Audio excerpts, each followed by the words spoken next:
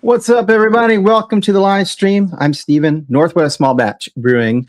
Alex is in the wind. He's reporting live from a family member's backyard, I think. I'm not sure. This is my live stream that I do like every Sunday, except when I have to work or I'm sick or something. But I try to pick a beer that is something everybody can find, even if it means you have to go maybe search a bottle shop or something. But it should be pretty accessible to most people. Can't always promise, but anyway. So that's what I have, and it's going to take me a hot minute to open this because it's got a cork and a cage on it. So I did invite a few more people to the stream, and we'll see whether or not they show up. Happy 4th of July weekend. Wrapping it up. I did not drink that much this weekend. I didn't drink at all yesterday, so that's pretty good. So I'm doing all right, but there may be some recovery going on in the community. So I'm looking, I got the price on this thing, $16.75, but I mean, I'm pretty sure this is like a wine bottle size. This is probably 750 mils. That's funny. I seen an FL for fluid ounces, I think, but oh, here we go. It doesn't say how many mils. 1 pint 9 1/4 ounces. So it looks sort of like a wine bottle size. All right, this one, right, Steven, 10%. Yeah, no, we'll get to that, but no. Now. This looks like a champagne kind of cork, so I can't use a bottle opener. Here we go. Let me put it near the mic. I don't think you'll hear it, though. I have like sound, things to clean up the sound. Well, that was it. If you didn't hear it, yep. All right, I'm going to pour it, and then I'll start kind of talking about this thing. Oh, I love the color. So I have reviewed or tasted on this live stream the red version of this. It's called Duchesse Red. Bruce, another home brewer. Well, I'm a little nervous to put this back up here. This is not a super secure spot, but I want it displayed. As long as I'm careful, we're okay. I've had the red version, which is like a cherry sour, which is really good. And so they were drinking this Bruce, a homebrewer, during the homebrew convention a few weeks ago, bought this bottle, and they were sort of trying it at the house they were staying at, and they all loved it. I was recovering from HomebrewCon, so I did not drink it, but I found it when I was, out stocking up on beer. So I was like, I'm going to try it because I want to see. Also, I really liked the cherry version, so I thought it'd be interesting to taste what it would taste like without the cherries. So this is Duchesse de Bourgogne, at least that's how I'm told it's pronounced. I'm going to try to not say that again because I'll say it wrong. But it's also from a brewery that I will probably not be able to pronounce because there are letters and consonants put together that I can't, they won't come out of my mouth right. Anyway, this is a Flanders Red Ale. So just like the cherry version, it starts with a Flanders Red, and then it goes from there. So it is not really a typical sour beer because it's not using like a sour yeast or anything like that. It's literally brewed as an ale, Flanders Ale. And ABV is 6%, says on the bottle. Sorry, Alex. That's okay. Here, I'll make myself a little bigger. It is called a mixed fermentation. It's mixed fermentation because it starts off as that Flanders red, and then it's put into these big oak casks called foeders that are way bigger than a traditional like oak cask you'd use for like whiskey blending or something. It's huge vats, and so it gets some flavor and whatnot as it's aging in those oak foeders, but not like it would if it was in a smaller barrel. But it also picks up the wild yeast at that point, which gives it the sourness that you get from it. At least it should be. It definitely smells sour. I guess it's a little like, how do I explain this? It smells off a little bit, like it's not too terrible, but it does have that sort of off smell, like a food would have an off, like, oh, something's not right. But that's the natural sourness. It does smell like there's some fruitiness to it. That's obviously from the Flanders Red. I don't know the details on how they make a Flanders Red, but that's probably where that's coming from. It's some like, cherry, plum. It's definitely like red, dark fruits that you smell. I think you get a little vinegar, which I think probably comes from the oak foeders. I'm going to add Clifford here for a second before I finish talking about this. Cheers, Clifford. Let me give this a taste. The head run away pretty quickly, but if I'm not going to try to do this one-handed, but if I spin it, it will sort of rouse up the head. So it does come back pretty nicely. Please be delicious. Wow. I can see why one of the guys in the group kept saying that it was a fruited sour. And I kept saying, no, I don't think it is. This is just their Flanders Red that's put into the oak to age. And he kept looking at me. And that is what it says. They don't add any fruit to this, but it sure does have a cherry, kind of tart cherry taste to it. And it's pretty strong for a beer that has no actual fruit added to it. So they age this in those oak foeders for a long time, like many months. I think like a year, something like that, for a long time. And then they blend it. So they don't just take the beer from one of those like casks and bottle it. They blend it so they can get the flavor they want. So that gives them more control over it. So they take younger beer and they age it with older beer that can be aged up to like a year and a half to get the sort of flavor that they want. Definitely get some tannins like from the oak on this. It's like if you're not familiar with that, if you've ever had a red wine and it makes your mouth kind of dry and your tongue, that's the tannins that do that. So the oak does that. I know the feeling, Stephen. It is wild. It tastes more sour to me than the red, but but that's probably because the red has the sweet, like cherry fruit flavor that's kind of hiding it. I said I wasn't going to try to say it again, but I will because I think that this is named after. So the Duchesse of Bourgogne is named after Mary, the Duchess of Burgundy. Burgundy, I think, means red, if I'm not wrong, but I don't know. I'm not a big French person. This is their flagship beer at this brewery. This is their like primary, this Flanders Red, and then they mess with it for all their other varieties. This is a classic Flemish red ale that they've aged and soured a bit. Other than that, sweet, also sour, sort of dry.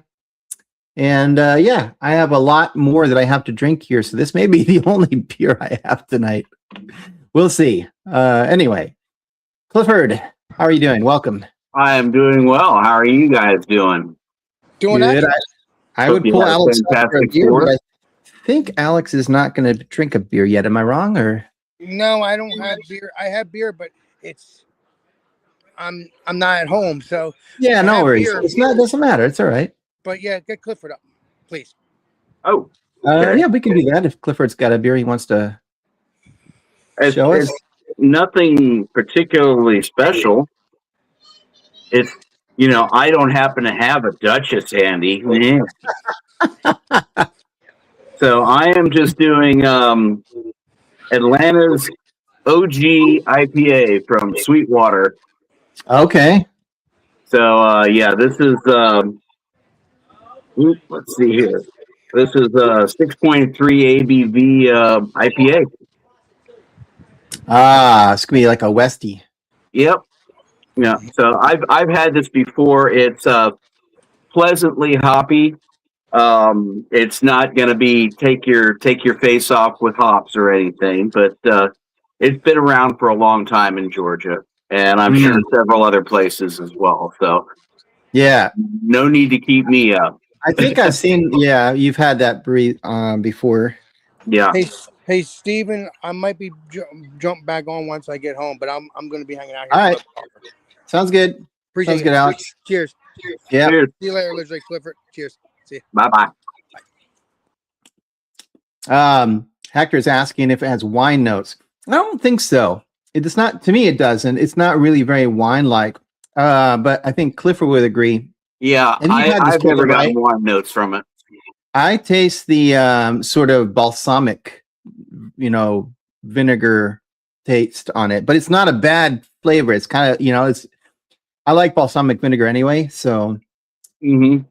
but It's especially if it's a really good, not like Kroger's brand balsamic vinaigrette, kind of, yeah, a really good like Italian yeah, balsamic. But yeah. I kind of wish it came in. Probably it does come in smaller bottles, but that's the only one that I saw there. yeah, So I just grabbed it. that comes in cans too. Oh, really? Yeah, 11.9. Wow. Because this one had a cork. You wonder. I don't know. Usually these have a cork because with the Belgian yeast, it can just dry out and then it's super highly carbonated, sort of champagne like almost. Mm-hmm. Yeah, it's I think a good way to think of that would be think of if you've ever had Chimay Premier with a little bit more of a sour note and a little bit of that balsamic note. Yeah, I have had that. Yeah, yeah. And that comes in a bigger. I like it in the bottle. Something like this, I think it belongs in a bottle. Yeah. And Yeah. I appreciate them. I appreciate them putting a cage and not putting wax on the bottle. Most definitely. Let's see. So this is like several beers. I'm trying to think price wise. It's a little expensive, maybe. Because $16.75. That's $8.50 a beer. I don't know, maybe not. I guess that's, I don't know how prices differ between my market and yours because we're on opposite sides of the country. But yeah, the last one I bought was that it was in the can, and both that one and the cherry were both in the neighborhood of $5.99 a can. yeah. So I feel like it's a little bit expensive, but it's not like I'm going to buy this beer all the time. But I would buy it again. Yeah, this would be a nice beer to have for like Christmas dinner or something, with your. Mm-hmm. Yeah, it's actually good at Thanksgiving time too. This would be fantastic with pork, like a pork tenderloin or something. Yeah. Little turkey and cranberry and to mix with your Can you imagine cooking with this and cooking it down into like a syrup for your? That could be good too. That's I wouldn't want to waste. I'd be like, I want to drink it, but at the same time, I can just see how good that would taste. They should make like a sauce from this and sell it. Because like you had that Sierra Nevada mustard, right? Yep. Yeah, I've used, expensive beer. Well, not as expensive as that or Chimay, but I like the Samuel Smith's organic chocolate stout. Yeah. I've cooked with that to make like brownies and stuff on several different occasions. Yeah. That's usually really good. Yeah. I'm on I don't eat much sugar. Try to watch my blood sugar, and I'm on a diet anyway, so I'm not eating anything interesting right now. Yeah. But that didn't do me any well this weekend. No, well, I did all right. I mean, I think I gained a pound back, but I figured that was going to happen yesterday. So Yeah, I think it was the coconut cream pie that got me. that'll do it. That'll definitely do it. Yeah, I spread around between baby back ribs and baked Ooh, beans and potato salad and oh man, the typical 4th of July stuff. yeah, that's fancier. And we had burgers and hot dogs, and yeah, so we didn't pasta salad, not like Mm. potatoes. And, yeah, a couple other things, but So between that one and the cherry, which do you think you prefer? oh, I like the cherry better. Yeah. A little too pronounced on the sour there for you? It definitely is more sour. I like it though. Like I would definitely buy it again. But if I had to choose between one, like if I had the option, I would go with the cherry one. And I think I have like 3 or 4 of those in the fridge. Maybe not, maybe just 2, but Have you done the chocolate cherry? it's coming up. I'm gonna do it on the live stream, one of these coming up. Okay. So I don't know if that'll be the next one or not, but I have it. Yeah. Never Yeah. tried it though. I think the chocolate cherry is my favorite, and then the other two are pretty much neck and neck for me. Hmm. Yeah. How was your show last night? Oh, was that last night? Yep. Yep. That was good out at the lake. We had I'd say it took me close to 30 minutes to go 3/4 of a mile to get into where the park was. Oh, I So hate that. yeah, but I mean, for the crowd that we had, it was worth it. We got a good payday out of it, and got to watch a nice little, about 25-minute long fireworks presentation. It was fired just off to the side of where we were set up, Hmm. and then once that ended, the lake has all these homes around, expensive homes. So everybody was firing fireworks off from their docks, and everybody that was out on a boat had their fireworks Nice. going up. So Yeah. it was pretty sweet. Well, it's probably the best place to set off fireworks because you're surrounded by water, you know? Yeah, yeah. Aside from the fact that it was like 105 degrees in the shade. Ah. It looks like Chadio is not going to make it. Well, he sent me a message that said 8 o'clock my time, but I'll be shutting it down by 8 o'clock because I have to work tomorrow. Tomorrow is Monday. Yeah. So, yeah, I have the same problem. Like, so my friends, the area where they live, they have this huge 4th of July, like, I don't know, what do you call it? Like a fair kind of. And they have fireworks and food and stuff for kids. But the problem is there's not very good parking and it's expensive. So the streets are parked up. People are like back bumper to bumper traffic. And that's exactly the route I usually have to take when I go to their house. Yeah. So the last 2 years in the past, I forgot and I would be leaving their house and try to go home that way and just be stuck for like 2 hours to try to get home, which normally takes like 20 minutes. Mm-hmm. So luckily yesterday I remembered and I went the other way. That's longer usually, but at least I skipped all that traffic. Yeah, the guitar player in our band, he came in, he drives over whenever we play together. He drives over from Phoenix City, Alabama.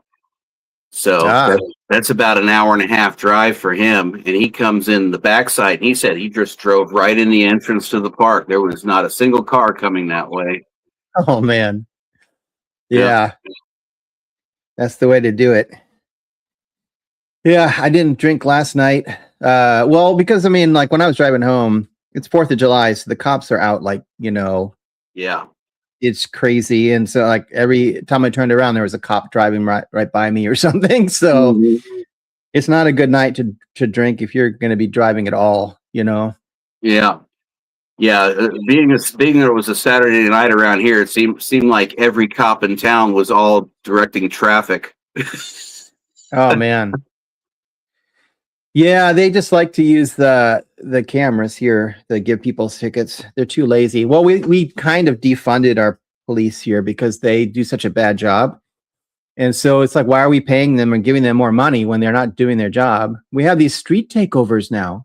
Like you'll have all these cars and people show up at an intersection and they start having cars flying through and doing cookies and stuff, and nobody can drive through the area because it's blocked off.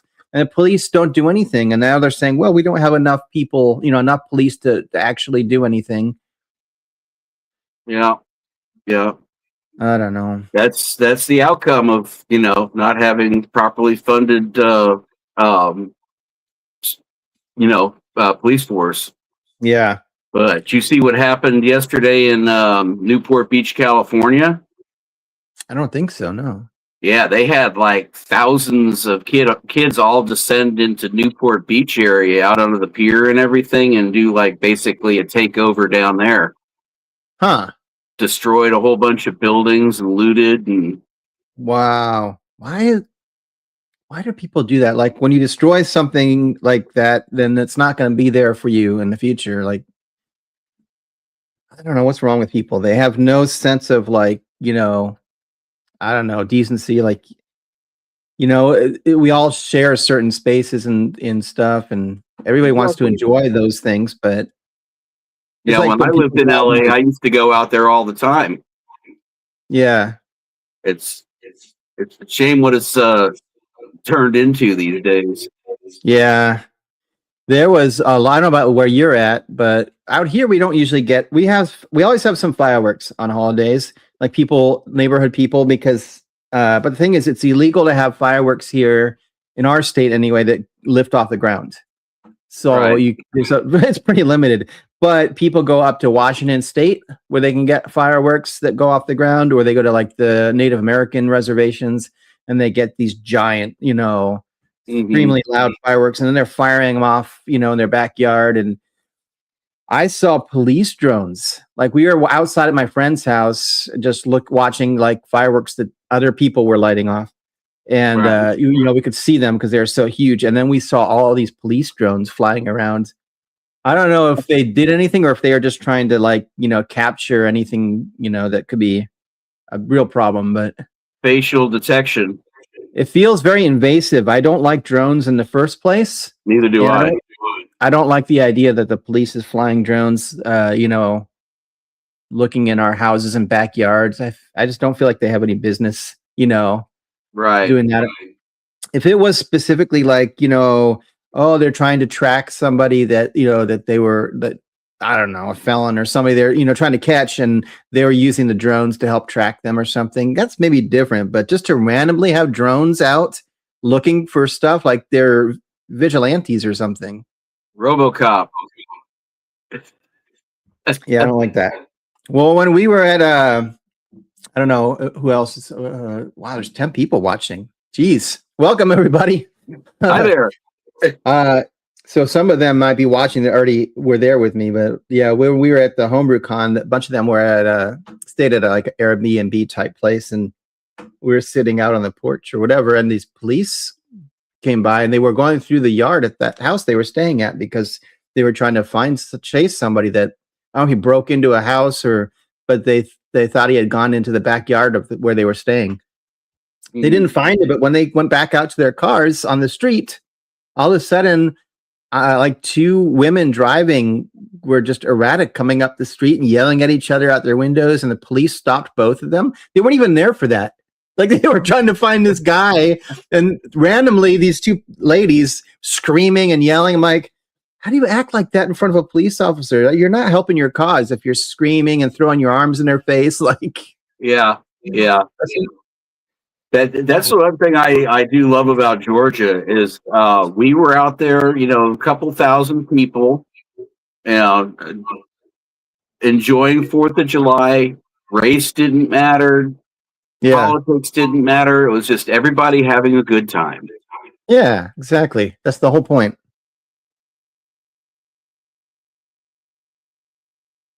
This does taste good after having it dry yesterday. I like this, but I have to agree with Bruce, who had gotten it when we were down there, that I think it would be better to be able to share it with other people, because this is a lot of the same kind of beer to drink all of it myself. Yeah. I mean, don't get me wrong, I'm going to do it. No escaping that. Yep. Yeah, if I had one handy, I would definitely have joined you. That's all right. It seems like for the most part, like I said, I try to start off with a beer that's something people could probably find depending on where they live. But at some point I'll run out. Like there's only so many, that you can eventually. But I don't know. Most of them seem to be Belgian or German, like the ones that I find, they're somewhere between a macro. Well, I guess technically you could call this a macro, but it's not in our country really because we import it. So Right. and it's not imported at the rate of like a Coors, Yeah. Yeah. So, Yeah. You should take a look around for some of these like maybe offshoot beers from breweries like Left Hand or yeah, not Boulder, but what am I Boulevard. thinking of? Boulevard, Yeah.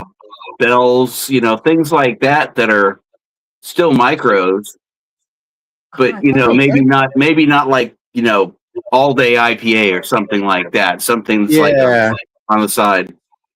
I thought I got some Boulevard. Oh, I did. I was like, I thought I got some Boulevard. It's whiskey stout, Boulevard barrel aged imperial whiskey stout. Oh, nice. Yeah. Four-pack, so it better be good. I think I've had it before. So yeah, that's one that I haven't had. Oh, really? I've had a lot of Boulevards, but I have not had that one. I'd have to go through my Untapped. I may have had it as just a sampler at the brewery when we went through, but yeah. most of the ones that I see are like the Dark Truth or some of the high gravity ones that are kind of outside the box. Yeah. I got I can't remember if you were on when I was showing. I don't want to like repeat myself, but this was interesting. I got a couple of cans that I don't usually see these kinds of things in a can. Oh, Dragon's Milk, yeah. But you don't usually see an ABV of like 11%. Oh boy, did you see that? No. I almost had my Duchess go flying. Oh yeah. Then I would have the flying Duchess. When I look up on my big screen, I've got instant replay. There's another one you don't usually see in a can. Mm-hmm. Oh yeah, Old Rasputin. Yeah. I'm not sure if you noticed. Well, you can't really see it too well, but that Pelican? No, I can't. No. I can't. Let me. It's etched on there, so it's not. Yeah, that's a. Oh, sorry, Alex. I think Alex might be back. We'll see. He's black, but we'll see what happens.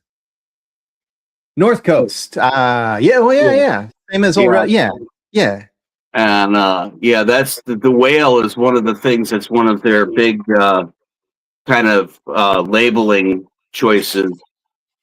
That and they had one. What is it called? Scrimshaw. I got a sign for it up on the ceiling. Here's Michelle. Nice to see you.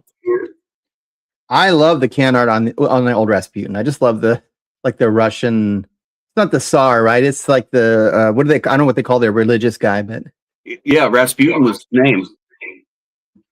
Was he a Tsar? I thought he was the. No, he wasn't a Tsar. He was he was like an advisor to the royal house. But wasn't he like a clergy? Like he was, but some people say he was also like a magician. Some people say he was just a shyster. Well, it's Russia. I mean, he had to be killed 7 times before he finally died. I don't know if you've ever seen. It's not on the air anymore, but it's not very old. You can still get it, I'm sure. I don't know what streaming would be on, or if you'd have to. I don't know, but it's called The Great, and the whole series. It was like a HBO series or something. The whole series is basically really a comedy, but it was based on, I think. What's his name? That Russian Tsar. Alexander the Great? No, Frederick the Great. Wasn't it? I'd have to look. That doesn't sound right, but anyway, it was basically this famous, Russian Tsar, and he married a wife from England, like Catherine, right? Was it Catherine?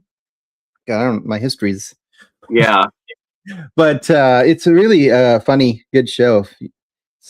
This made me think of that because we were talking about Russian Tsars and old Rasputin. Okay. Yeah. Frederick the Great was Prussia. So there was a Tsar that married an English like queen or not queen, princess. I'll have to look here and see. Oh, British princess. Yeah. Oh, Nicholas, right? Tsar Nicholas Yes, II. Nicholas. Yeah. Yeah. So that was the whole story of the TV show. They were following that, and it is a comedy. I mean, the way he treats her, and I'm sure it's not. There's probably some reality to it, but Yeah, It's because good. I mean, what happened to Nicholas II was I mean, his entire family got massacred. yeah, yep. I can't remember now. Did the queen then become Tsar? Right? I think she did. Unless that TV show No, has that was the end of the Tsardom, and that was when the Bolshevik Revolution took over in Russia. Okay. That show could have been quite fictional. I don't know, but in the show, she took over as Tsar. Like she became the Tsar for a while. Anyway, I can't remember the end. Tsarina. I don't know. What do they call it? That's pretty Tsarina. yeah, you don't usually have a female Tsar, do you? That would be Not usually, I don't think. But I do. I'm not sure if that would be the queen or if that's a princess, but I do know there's a term called Tsarina. huh. Yes, Bruce. Bruce is the one I was telling you about that brought this beer to the guys in the homebrew con, and they were all trying it, and I was recovering that day. How you My doing, stomach Bruce? was not feeling so great, so I didn't have any, but I wanted to try it. So since I saw it, I picked it up. Yeah, there was a movie. I'm gonna have to look it up again myself. But there was a comedy that came out. I think it was just called "The Death of Stalin," Mm. and it was about when Stalin passed away, and they were trying to decide who amongst the higher ups in Russia were going to take his place. Huh. And it's an actual slapstick comedy. It's one of dark comedy, pseudo slapstick, but Yeah. yeah, that was a good one. Yeah. I mean, I don't know. You can almost say that they still have a Tsar in Russia. I mean, I'm not sure when they last had a legitimate election, but it's been a while. Yep. I mean, I am curious. I'd have to Google it. How long has Putin been in power? I mean, I'm pretty sure he was in the KGB back before the wall fell. That's my understanding. Yeah. But yeah, I always thought that would be a fascinating country to visit. I did too until recent events, but I wouldn't go there right now. Mm-mm. I watched some YouTube. I like to watch YouTube travel videos. I know Chad, you had mentioned one that I haven't really watched it yet, but I watched there's one called the Bald and Beautiful, something like that. I can't remember. It's a guy from England that's obviously bald, and but like a lot of these travel bloggers, he goes to places that you wouldn't go to. Like it's not. They find ways in because you can go through other countries. If you can get to a country that the U.S. doesn't block, then you can go from there into a country. Like some of them initially went to Ukraine to try to show the war, or just really it's just to get views, right? They're trying to go to places that they know they're going to get a lot of views. Well, there was two of them these bloggers that went to Russia not too long ago, and both of them ended up in a Russian gulag. And yeah, one of them recounted it, and Sabbatical. His YouTube channel is called Sabbatical, and he was stuck in a Russian jail, like in this small town for, I forget what he said, like it was like 10 days probably. I don't know. I'd have to check, but I mean, long enough where it's like you don't, and if you don't know that you're getting out, you don't know what's happening. That's a long time. So reminds me of the line from Airplane. You ever been to a Turkish prison? Yeah, exactly. Oh man. Yeah. I don't know. Some of these, I mean, I would love to be able to travel, and it's great that they can travel, and you know, their channels are so huge that it pays for everything for them. Yeah. But some of them, like, they go to countries that get them where they are really jeopardizing themselves. It's not safe, you know. What's this guy? I'll bet you some people in the chat know. Kurt is his name. I can't remember what his channel is. He's this young guy from South Africa. Well, my understanding is he grew up in Germany, but also a lot of his youth was in South Africa. I'm not sure, but a German named Kurt. Kurt, I don't know. Yeah, I don't remember his last name. Kurt Kaz, and that could be a made up name for YouTube. You know, I don't know. That's what his thing. But I don't know I can't remember what the channel is. Maybe it's just Kurt Kaz. But he's very like mouthy, in my opinion. Like when he goes to these countries, he's very like sticks his chest out, like, you know, I'm too good. You can't mess with me. Like, but he's gonna get himself in some trouble one of these days. You know, I mean, some of them are going. You know, I think he went to Haiti. Like some of these places, that's supposed to be like one of the most unsafe places in the world right now. Yes, it is. That's not where I would go. I always thought that was really odd, because all you do is cross a border and you're in the Dominican Republic and fairly safe. Yeah, yeah. I don't know.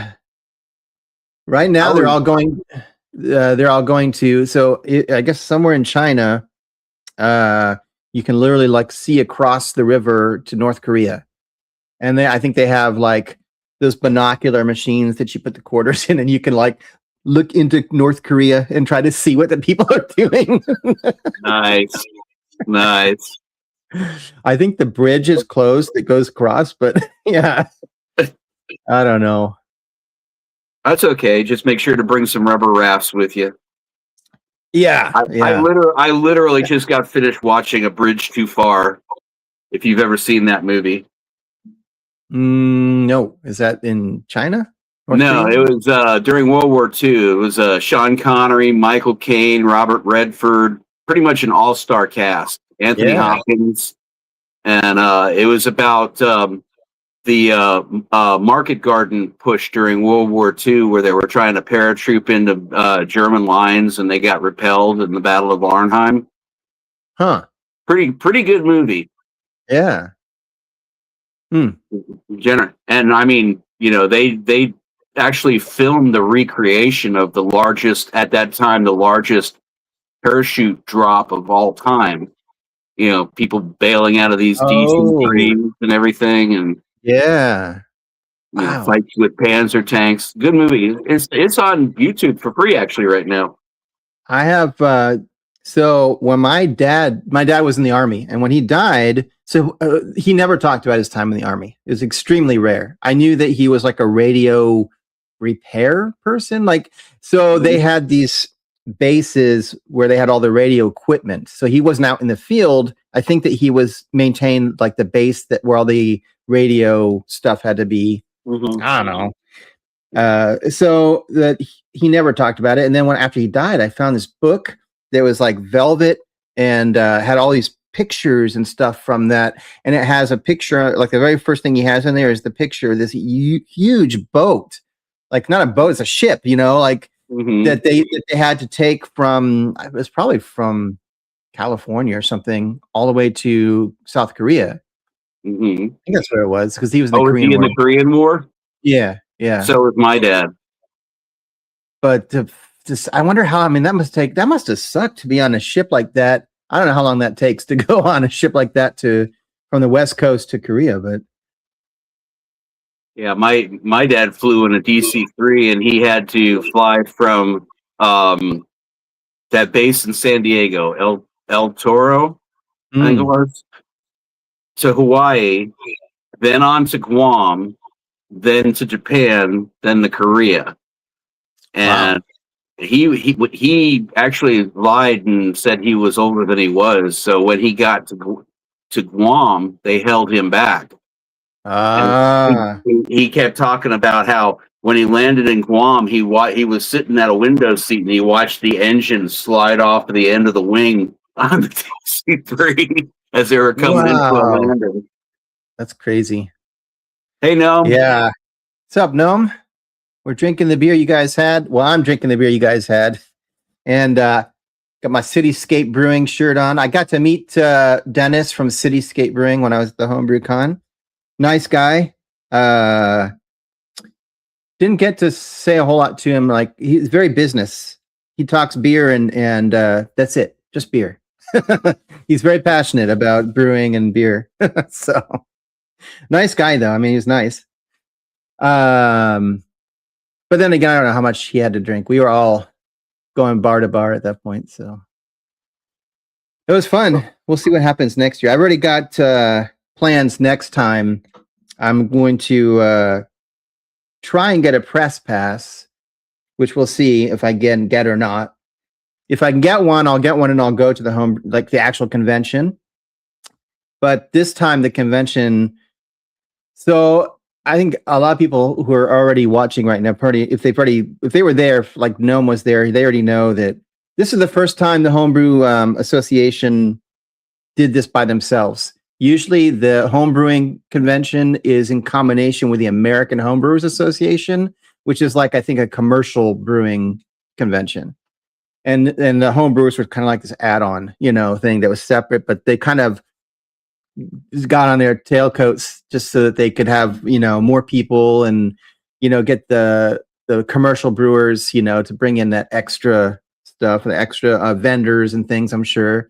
So this year, I think they have all new people like running the Homebrewers Association. They had to vote and have more people, and so this is the first time they did it alone, like this convention by themselves.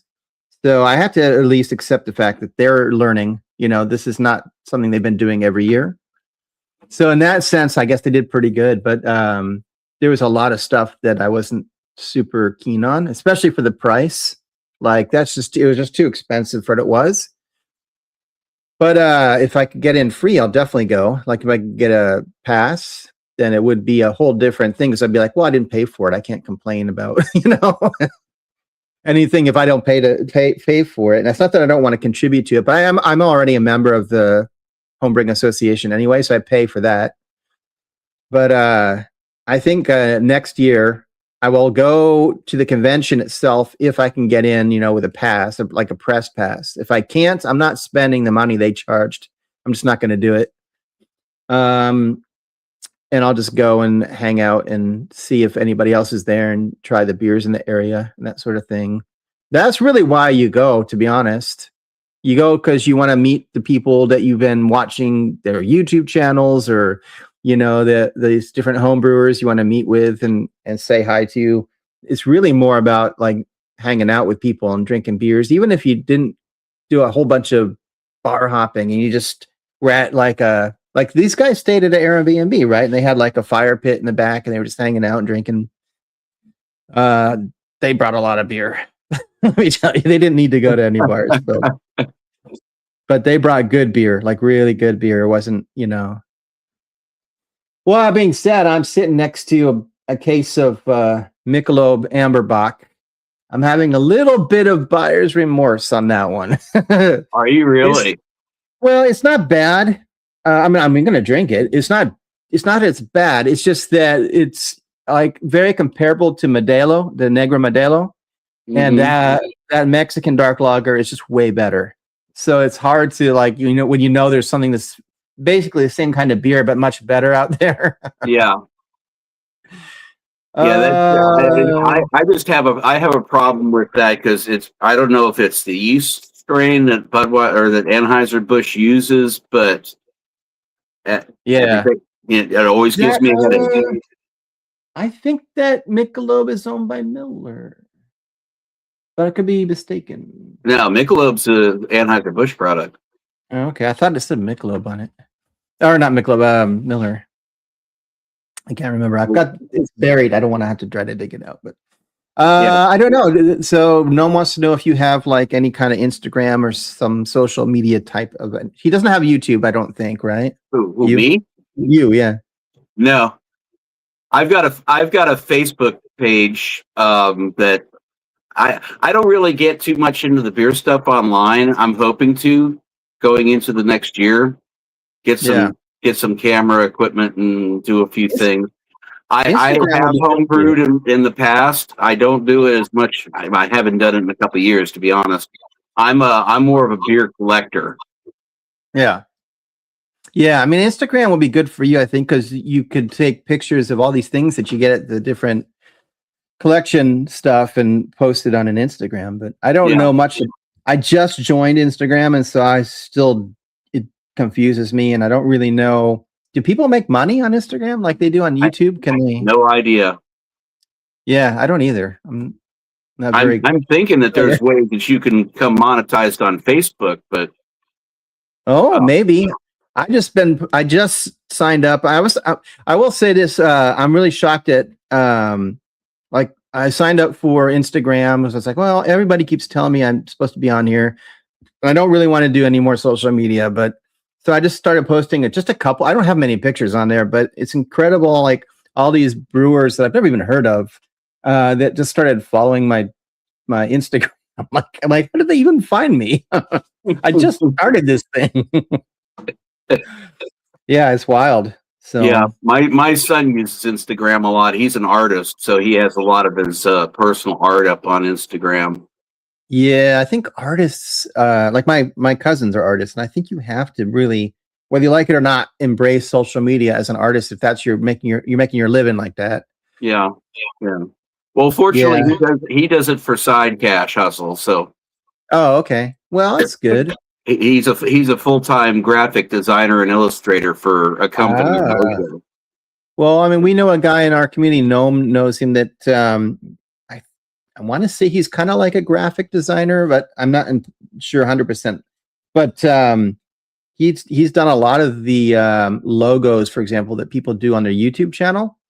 Mhm. He's created. I mean, he got paid for it, but he's done a lot of those for people as like little side projects. Right. Yeah. Yeah, I Yeah. was gonna have him do mine, but he's been super busy and just didn't have time. So I've just finally made one. It's not probably great, but the one the logo I used to have, I need to get new stickers actually with the new logo, that's in the corner there, but the camera reverses the thing. But the one I had, I got like it was just a generic one off of Canva, and then I like altered it a little bit, but well, I don't know if it was Gnome or someone else. Oh, there's the guy himself. This is who I was talking about that makes the logos and stuff for people. Chris Vodka there. How's it going? Yeah, no, I even Chris Vodka found and sent me a message on Discord. It's like, hey, I think someone has your logo. Because it was generic. It wasn't like, so I mean anybody could have gotten it. So it's like some plumbing company or something had it. And I was like, oh, this is annoying. So I just used AI to help create one, but it would have been nice to have I don't know, something more created. It's always better to have one created by a person. It's Exactly. I'm not a huge fan of AI. Nope, not at all. Going back to when you were talking about your associations, I'm not sure if you would be interested in it or not, but from my side of the house with the collectible side, there's going to be a little get together 14th of November up in your neck of the woods. Oh, really? Is it Yeah. at the Oregon Convention Center, or? As in Northeast Halsey Street. Yeah. I don't know if that's the convention center. It's Could not. be. It's a small scale local show. It's at a Moose Lodge. A Moose Lodge. Okay. Yeah. Interesting. Yeah, I could. Do you I have, could. If you, it's a free admission kind of a thing. oh, So well, I mean, that's not bad. if you're out and about, that's usually like a Saturday in the morning that they do the smaller Yeah. scale events like that. Yeah. That'll be interesting, especially if it's free to get in. Yeah. Do you have any Belgian stuff? Like the Duchess? Oh, as far as the drink tonight? No, like your signs and different collectibles. Oh, yeah, sure. I've got let's see. Um oh goodness me. I've got something somewhere getting the eyes to focus on it. Let's see, that's Canada. I've got a Lindemann's Lambic tin tacker sign up there. I don't really have much in the line of like let's see. Here's a Lindeman's. Damn Look is at from her. home. She's a little hottie, huh? Thinking about Lindeman's. Yeah, let's see. Let's see here. I got my room is full of all kinds of stuff because I played a gig last night. Let's see. There's the Lindemans right there. Oh, there you go. Yeah, and Look at that Budweiser lady. yeah, I've got several different Belgian glassware. Let's see. Oberginst, I believe that one is from Belgium. Van der Geinst. Wow. Yeah. Again. And let's see here. I'm trying to walk around keyboards and cases and drum sets and all kinds of stuff. All over. There's a dab. That's German. Let's see. I've got a couple of tap handles up here. There's the Hobland Schof with the little gnome on it. Oh, don't show gnome. Is he still here? I'm jealous. And Delirium Tremens. Oh, I love Delirium Tremens. I need to get some of that for one of these live streams. There's a Lucifer. Let's see, Hobgoblin. That's the rest of it. I got a Guinness up there. Let's see, Lowenbrow, San Miguel. Oh, well, San Miguel is Philippines, or is it something like that? Yeah, there's your Negra Modella. Oh yeah, classic. Let me look at the other tap handles over here. Let's see, Sriracha Ace, Prankster. No, it doesn't look like I have any of the Belgiums up there. Is that a Hofbrau? I see it. Oh, what? Can't hide from me. What's that? Hofbrau. The tap handle there, HB. HB. Yes, that is a Hofbrau. Ballast Point, Old Clay. I like the dogfish head one there. Oh yeah. There's a Hogarden. Oh yeah, Hogarden. Yeah. And Orville Trappist. Ooh, there you go. Yeah, that's just a bar cloth. Oh, and it's kind of hard to see because my garage door is up over it, but there's a Clock banner. Ah, yeah. That's a Belgian as well. So I've got a few up there. Color like light on your wall was that Schlitz? I can't remember. I love that's like my favorite. Over there. No, you had just passed by it. That one? Oh, right there. It says on tap. Oh, that's go up a little bit. Yeah. That's a black. Oh, that is a cool sign. I really like that one. It's kind of like stained glass. Yeah, the malt duck one, if you move around from side to side, kind of changes its color a little bit. Yeah. And then I've got an old style that's a stained glass up there. Some of these I got to put new bulbs in because they're not lit right now. Mm. And then down in here, somewhere in there. Oh, I thought I had another Belgian piece in there, but I don't. So that's a few of them. And then I've Do got you- but that's not lit up there. But Man, do you have to go around and like turn every light on manually? Like, or do you, no, I've got it strategically set up across the room to where I could just hit two switches on either side of me here that'll light all that up, and okay, then one switch over there. that's not too bad. I was gonna say I'd probably Yeah. end up just having everything on a separate. Like, I'd be, oh man, I got to turn all these on each time. Yeah. No, it's the ones up there I do because they're from the 1940s and 50s, so I have to go back and literally fire the ballast and the bulbs and get the motors running and everything.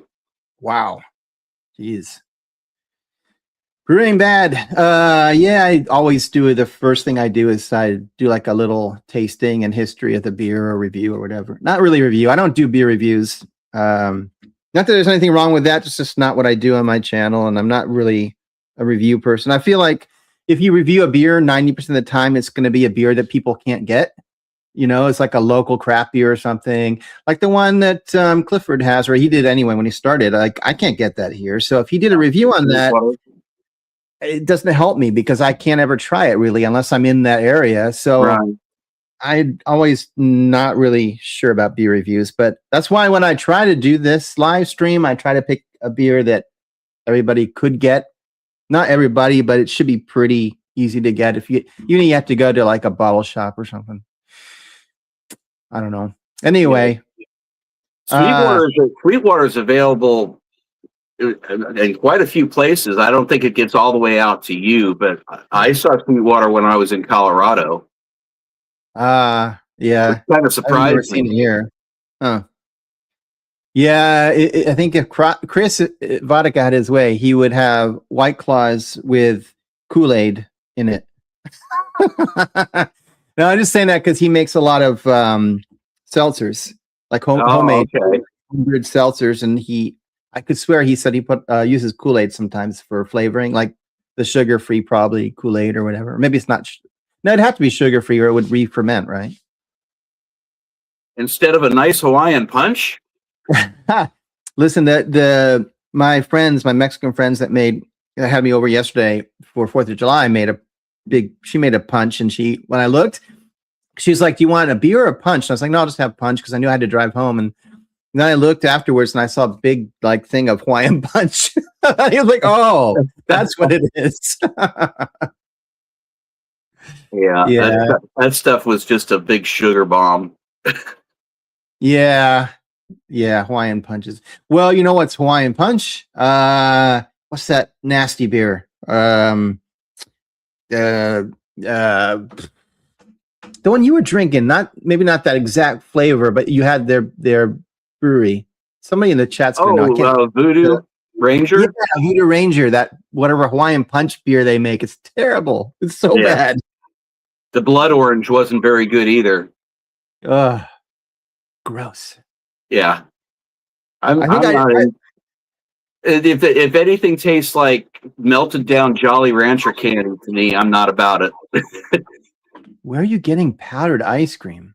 On Amazon, maybe? I've never seen that sold. Like the astronaut ice cream. We used to get that when I lived in Washington, D.C. because, you had the Air and Space Museum. So you could go there and buy astronaut ice cream at the gift shop. They had like Neapolitan. So it's like freeze-dried ice cream. Mm-hmm. Yeah, you can find that around in certain places. It's kind of a specialty order thing. Huh.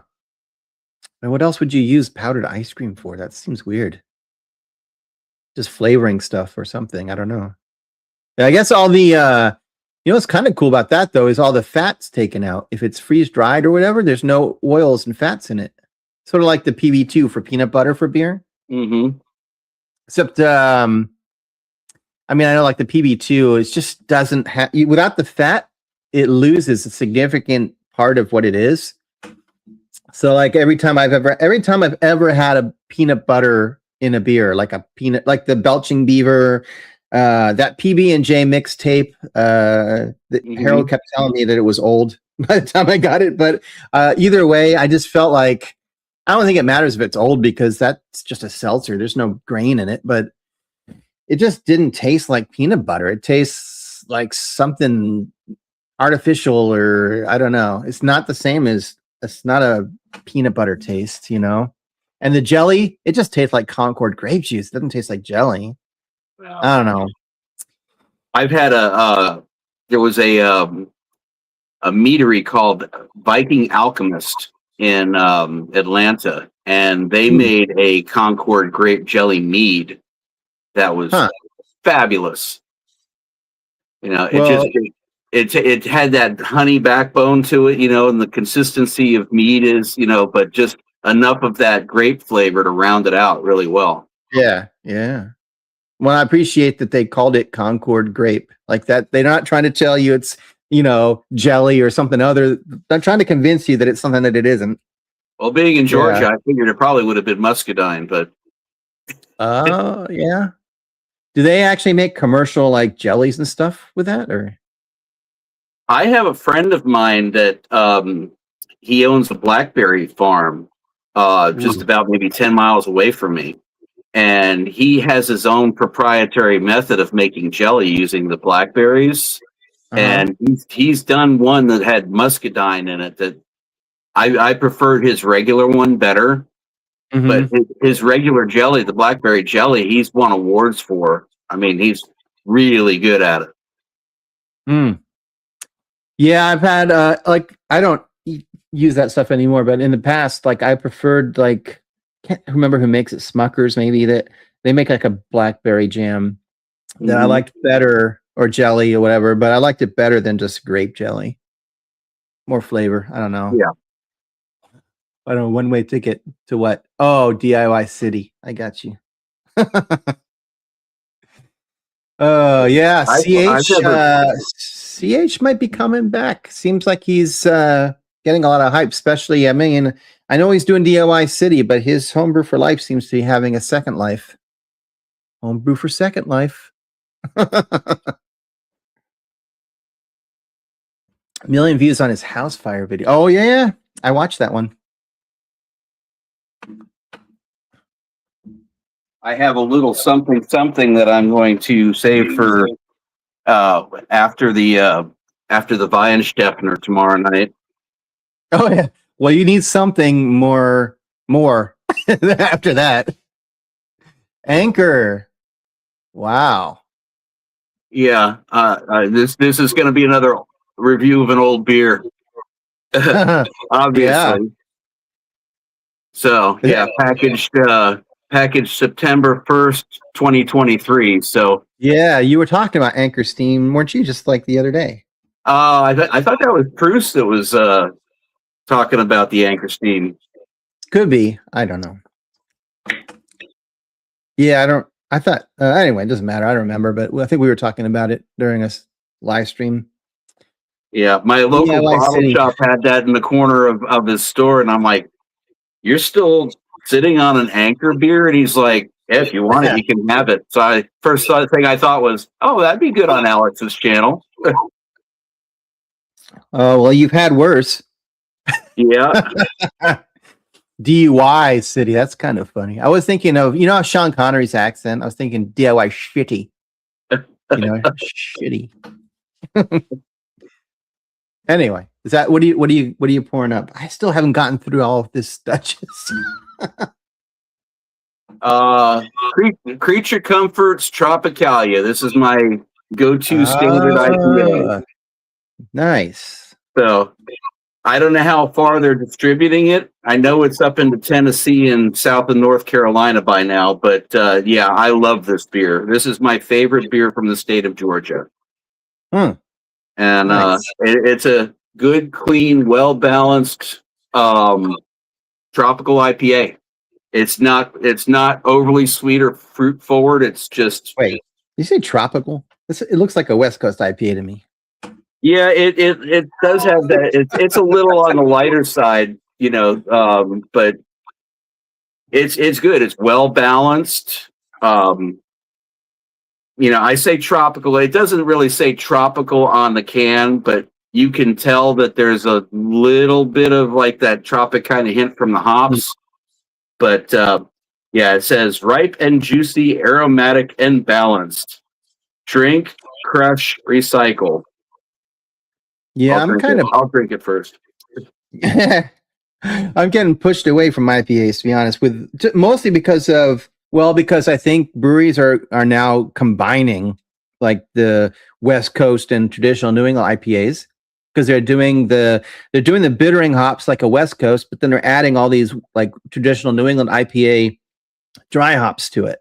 Mm-hmm. And I don't want all the bitterness. So those ones that I'm used to are going away. And then you don't really know what you're getting, because the cans are so all over the place. Like it would say tropical IPA or it would say hazy IPA, but in the fact it's actually more of a bitter West Coast, you don't even know what you're buying. So I have actually, I need to get your address. You should send it to me if you want on Facebook. So I just finished canning I can, like, I don't know, a few of my hazy IPAs off the keg today. Nice. And I'm gonna let them I let them just pressure ferment a little bit in the can, so that way they're under pressure. And hopefully I also put a little bit of I can't think of it. It's like not citric acid, but it basically is supposed to, they say it's supposed to help eat the residual oxygen that's in the can to help stop any. Mine should be okay, mostly because I use cryo hops anyway, and there's not much like green matter in there to oxidize, but it turned out really good. I think there was a clog. That was that. Remember the other day I had it, like, was it 2 days ago? And I was like, man, the carbonation's low, and it was just trickling out. And then all of a sudden, like yesterday, it just started shooting out. I was like, oh crap, I got to turn the CO2 back down. I think there was a clog in the tube, and it just finally made its way through. So anyway, I'll be sending out you and Alex and probably Chadio or whatever, some of those. Yeah, I'll message you with my address. No need to review, or you don't have to drink them online. Like those, especially, drink them as soon as you can, because the longer you wait, they're gonna, they don't hold up. So right. Yeah. I had a batch I messed up because I moved them over into a keg that I had cleaned, but my dip tube on my keg wasn't quite firmly attached, and it messed up. I couldn't get anything to pour out of it. Yep. I did actually disconnect my liquid connect and snapped it back on. So maybe that was it, because then as soon as I did that, it started shooting out. So who knows? Kegs can, when they work, they're great, but when they don't work, then you're like, trying to figure out where the problem is. Yeah, Chris Vodka was saying the other night that I think he said he was in maybe Chicago or Kansas City, and that he was seeing a ton of Korean lagers and pilsners. And he was thinking that's the new thing. I don't know. I haven't really seen any around here, but I also don't go to a lot of breweries around here, to be honest. I mean, I'm working all the time, so it's hard to do that. But that's it. Around here, it's still cervezas. Even though Cinco de Mayo is well past, it seems like it's just consistently cervezas, Mexican style lagers. Yeah. Lime Mexican lagers. Yeah, Blackwood Brews would appreciate that. He likes this one of the guys that was at the homebrew con. He likes Mexican lagers. But yeah, if any of you guys, I don't think I have all your information. I could try to send it. If any of you guys want to jump on with us, let me know. I can send a link to most of you, like through Discord or something. I think I don't know. I sent out some links to other people, but it is like the end of 4th of July weekend, so I don't know. People are winding down. But I did send a couple other people links. Alex might jump on when he gets home. He was at a, I don't know, relative's house or something. So I told him, I was like, if you're out with your family, just ignore. Like, don't jump. You don't have to jump on a YouTube just because you get a link or whatever. I know I wouldn't. Yeah. Life comes first. Just, come on, Alex. Just have one of your family members hold the phone, and we want to see you do a cannonball into the pool. Oh, don't do that, because he'll do it. He'll take his shirt off. And I shouldn't say that. There's nothing rude about it, but That's my favorite picture in a way, is where it'll be when Alex is like, at home in his backyard or whatever, and he's sitting in the chair with a beer, and This is Alex, the beer master. he's got Pardon his my shirt nipple. off and his hair's coming. It cracks me up. If we all could be like that, Yeah. There's some. I have. I love it. I wish I could be more like those people, like CH from Homebrew for Life. People that have, like, they don't care what anybody else thinks about what you look like, what you do, how you act. They're just gonna be, and do what they want. I love that. I wish I could be that way all the time. But then I probably wouldn't have the job I have, because you gotta know how to rein it in at points. So you got to use your inside voice sometimes. Suck up to the boss. Yeah. I better put this back in the fridge real quick before it becomes worse than it probably already is. Oh, I'm not sure that's gonna help it, but at least it'll be cold. Yeah, it's a shame they went under, because I thought that West Coast IPA that they did, that was like, all of their cans had that same kind of design with the anchor on it and anchor across the top with the brand. They were in different colors for Steam. I think Steam was yellow and that one was green. They had Liberty Ale, and that last series was really good. Even the anchor Steam tasted like it had been a little bit better and fresher tasting, and then they went under. It's a shame. Yeah, I just saw something about, I don't know what brewery it was. I never heard of them, but I think it was, I guess, some kind of Instagram thingy that said another brewery, or maybe it was on Facebook. I don't know that. I don't know, but I mean, it seems like every day you see a message from some craft brewery that says, that it's always the same verbiage too. Well, we're sad to announce that it's, the time has come that we have to close our doors. And after 15 years, we'd like to thank our patrons. Yeah. That's it. We just had one. We just had one here not that long ago for Academia Brewing Company in Athens, Georgia. Which, considering what these guys have been doing with Creature Comforts, it's not really that surprising. Yeah, they've just taken over the state with their stuff. Some people are like, it's a call to arms that everybody needs to go out and go to their local, craft breweries and go in the door and buy a beer there, and then take a few cans home. And while I agree, because they were trying to say basically that every craft brewery that closes, is less that's out there. But part of me feels like that's not true, because for every brewery that's closing, there seems to be one opening. Like, there's no shortage of people that want to open a craft brewery. At least around here, I've seen it all the time. So as much as I don't want to see these places close, I don't think that means that we're losing, everything. Right. Because as soon as one closes, somebody seems to want to open, which is crazy these days, because it seems like that's a terrible business decision at the moment. But, yeah, I'm not sure, like, man, it's like, it would be like winning the lottery to open a craft brewery and have it do as well as, like, I don't know, some of these, really big ones that have exploded, like Firestone Walker or something. Yeah, see, that's the thing. As much as I enjoy drinking all of these beers from these different breweries around the country and around the world, if I was to ever open my own place, I would take the exact different approach. I wouldn't distribute my beer outside of my county. Yeah. I would have it be hyper localized.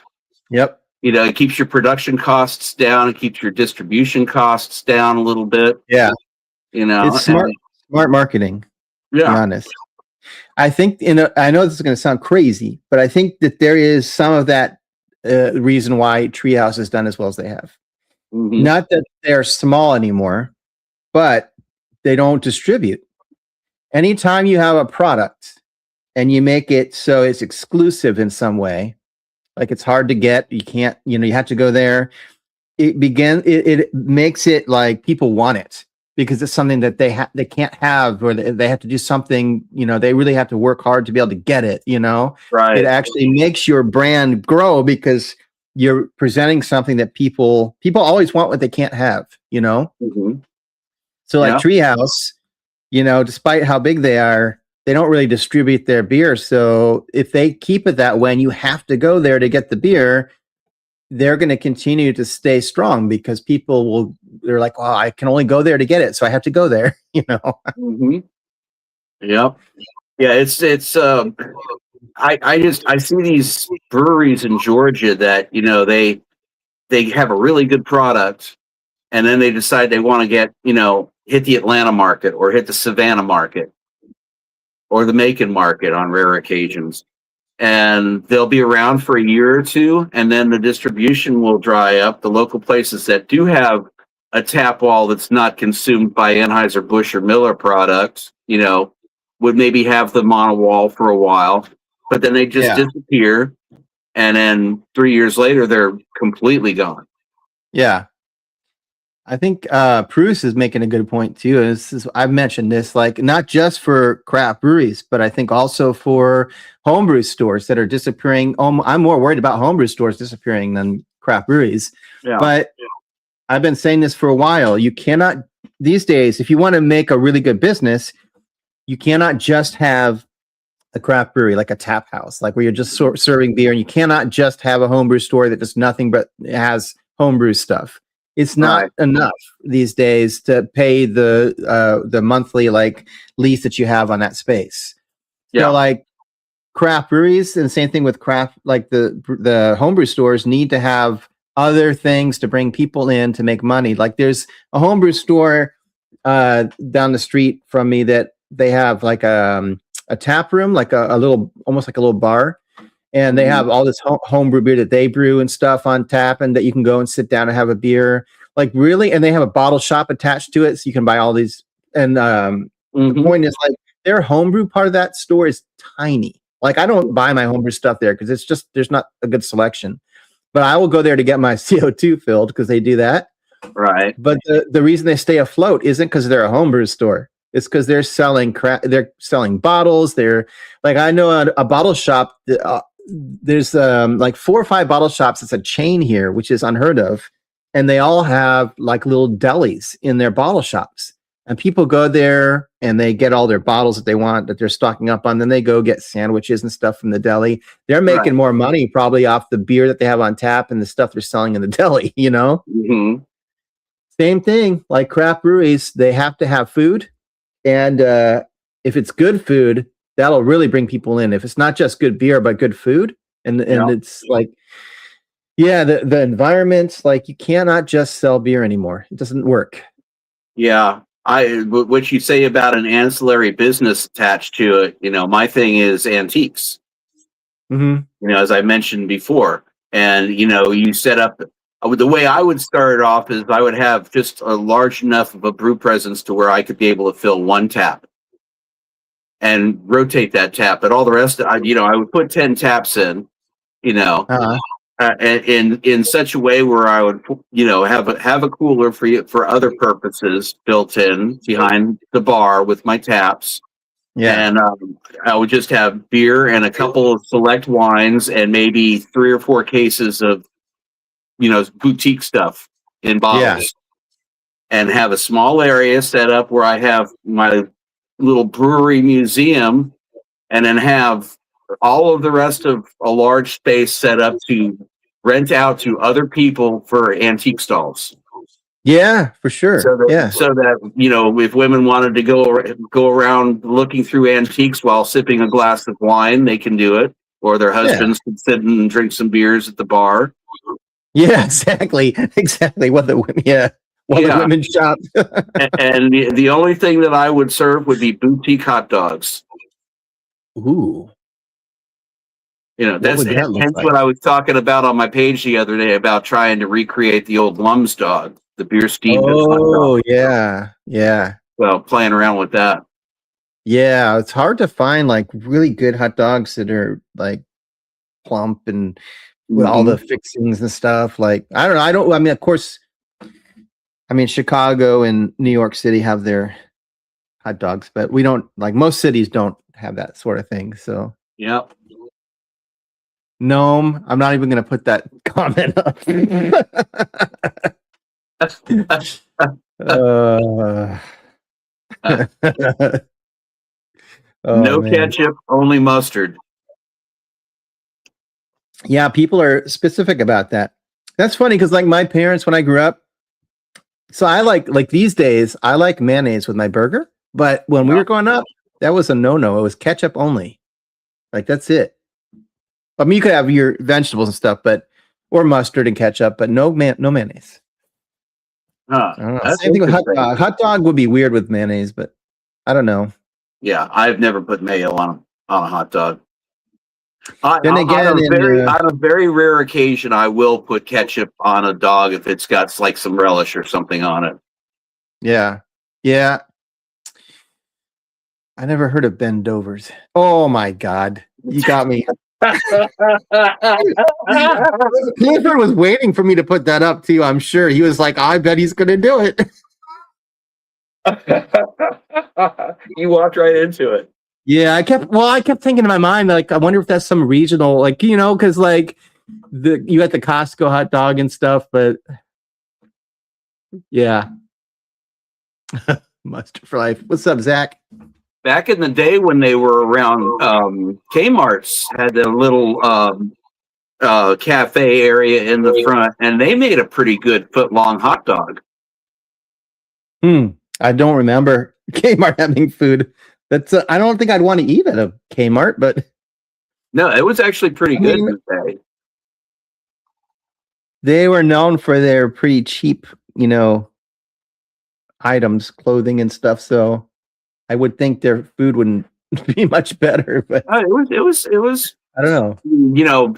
That's granted being from a perspective of a kid back in the 70s too. So I'm not a huge mustard fan. I don't mind like a hot mustard, I guess, or like a Dijon, but like yellow mustard, I don't like yellow mustard. I just plain, I don't know. Well, I mean, like in Mexico, they make that street corn and whatnot that they put mayonnaise in. to Me, it seems like weird. Is that mayonnaise or is that? I always thought that was like Mexican crema that they put across the top. But It's the same thing. Like if you go to the Mexican store, the mayonnaise is called crema. It's just the way, that's what they call it. It's mayonnaise. Yeah.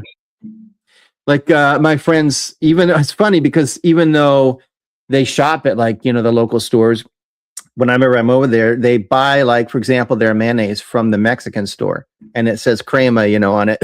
It's the same, and the other thing is I think they leave it out on the shelf. I don't think they refrigerate it. I don't know. What do you guys refrigerate your mayonnaise? I think there's eggs in it, right? So I don't know. I think you're supposed to refrigerate mayonnaise. the only after it's opened, I always keep my mayo. But yeah, I think that they leave it out. I don't know. It's always interesting to me what people will leave on the counter. Like I don't use butter much anymore, but I have a butter bell that I used to use. That have you guys seen this? You put butter in it. It's like a bowl, and then like soft butter. After it's softened, you put it in there, and then you put the base of it. You put some water, and you flip it upside down, and it creates a seal because of the water. So you can keep it on your counter, and it won't get rancid or anything because the water seals the air from it. You should Google it. It's a thing. Butter bell. I have one. Oh. It works really good, but yeah. I don't know about some stuff leaving out on your counter. I always wonder, like, I don't leave much out of the refrigerator, to be honest. Don't ever put oil and vinegar in the refrigerator. I learned that just recently. Really? It's fine. It's fine for a day or two, and then it just starts to get hard, like solidifies. Yeah. All you got to do is run it over hot water, and it'll come back to life. I just put it back out on the counter, but yeah, I guess there's no reason to put that in the fridge. But you are supposed to refrigerate certain oils. Like I have some walnut oil that I usually put in it as well, and walnut oil will go bad. It'll go rancid. Yeah, I always refrigerate my sesame oil too. I should probably do that. I haven't, but that makes sense. Yeah, as far as mayo goes, I'm not sure if you've ever used it. I swear by Duke's. I think Duke's is the best mayonnaise that's out there. I've never heard of Duke's. Yeah, it may just be a Southern thing. That Hellman Huh. stuff is crap. And don't get me started on Miracle Whip. Ugh. No, I don't like Miracle. I don't like Miracle Whip. I usually get I get the Kroger brand, like olive oil mayonnaise usually. Yeah.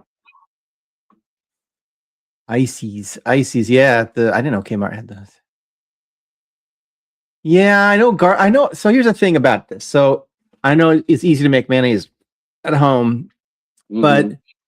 if I make it at home, in my mind, I know there's raw eggs in it, and they aren't pasteurized.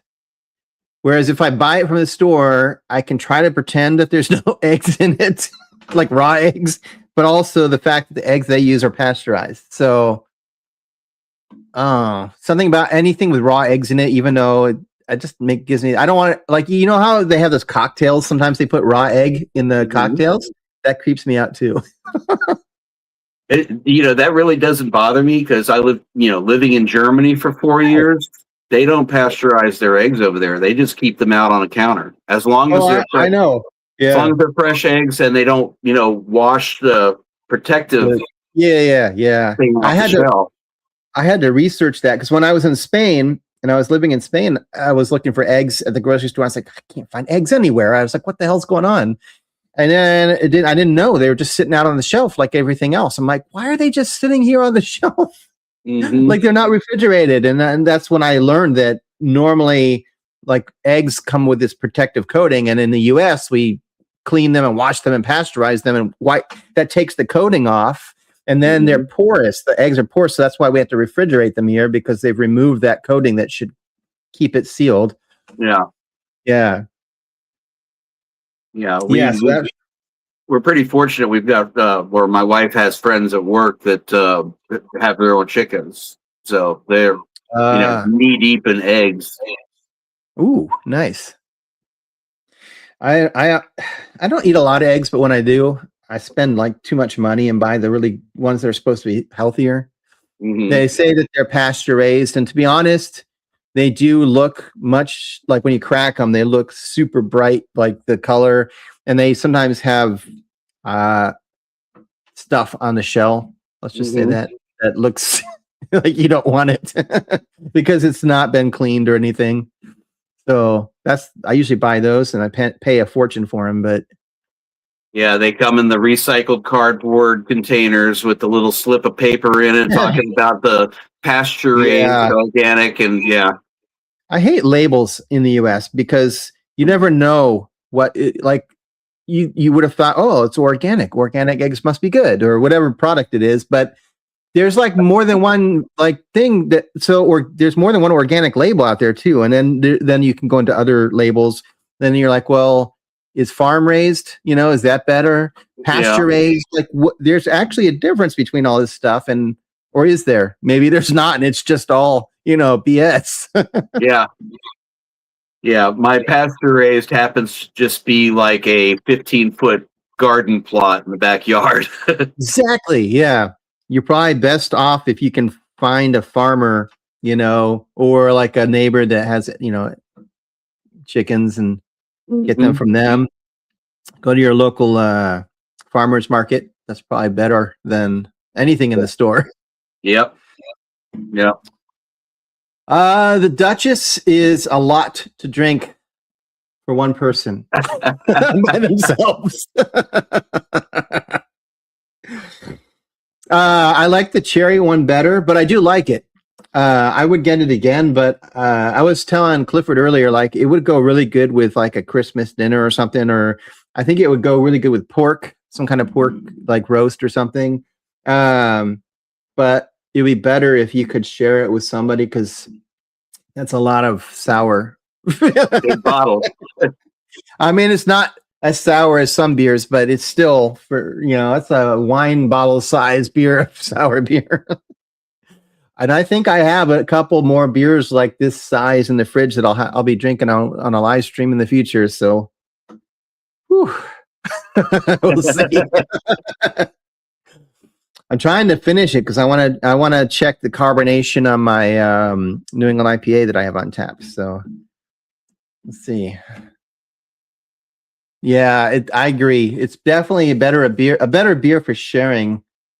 It's good. It's not that means it's bad. It's just it's too much. It's too much for one person. That much of the same style. Like honestly, any beer that size is better for sharing. To be honest, I I mean a stout. I mean, no matter how much you like it, that's a lot for having to drink because you don't want to waste it, especially if it's good. Unless it's a West Coast IPA, of course, and I have the bottle. Well, you can have the whole bottle if it's a West Coast IPA. I don't know. I'm just not. Me and Chadio are not. Chadio and I, we're not big West Coast IPA people. That's okay. We'll train you up one of these days. It's too bitter. It's just so like, and it lingers too. A lot of times, like the bitterness just hangs on your palate, and it's just. I don't like it. Yeah. And I guess, in fairness, having grown up with it, I've become accustomed to it. When I was in my early 20s and I had not started brewing beer yet, I would really so initially when I was like just 21, I was definitely 21. I did not like beer at all. Like it did taste and remember back then, back in my day, there wasn't any crap beers. So there's basically just macro beer, you know, Michelob and Budweiser and Coors and whatever. And just none of it just never didn't taste good to me. I was like, why do people drink this? It doesn't taste good. What's the point? And I had someone that kept pushing me. Oh, you got to try the ice beers. The ice beers taste better because they're not as harsh or something. And I don't know. Eventually, I came around, but I still didn't love those kinds of beers. Like it was just. And then I had a friend come visit me that I had grown up with on the West Coast. She came, or on the East Coast. She came out west, and I didn't even know stouts existed because I wasn't into beer at that point. And then we went camping all over the state, and she was picking out the beers, and she started drinking these darker beers. I'm like, what is that? And so I started trying some of these stouts that she was drinking, and I was like, now I can get behind that. Like that's when I started to really enjoy beer because the stouts I really enjoyed. Yeah, But, the first big one like that I ever had was the Sierra Nevada Bigfoot barley wine when it was first coming out. So I had a friend of mine who worked for the brewery, and he would bring bottles to band practice. We would, you know, I think I've told you the story. They didn't even have labels on them. It was just like pieces of paper with the name of it written on, held on by a rubber band. Huh. I don't know. No, it wasn't Bud Ice. I don't know if Bud Ice was around back then. There was definitely the Beast, Milwaukee's Best Ice, which is nasty. No, Michelob Original was one that I liked, but of course they don't make it anymore. And MGD was my beer to get when I was out at bars. Miller Genuine Draft. I thought they stopped making that. Maybe they still make it. I don't know. I haven't seen it forever, so maybe they don't make that anymore. But my early go-to, believe it or not, was Stroh's. I don't even remember what Stroh's tastes like. I mean, you know, when we were playing around, it was like Lucky Lager, Hams, Olympia, Brown Derby. If we didn't have a whole lot of money at all, because that stuff was dirt ass cheap. I've never heard of that. Yeah, that was a West Coast brand. That had actually been around since the 30s. Huh. And a few other, you know, West Coast, you know, Old English, yeah. The Mickey's Big Mouth. That is not nice.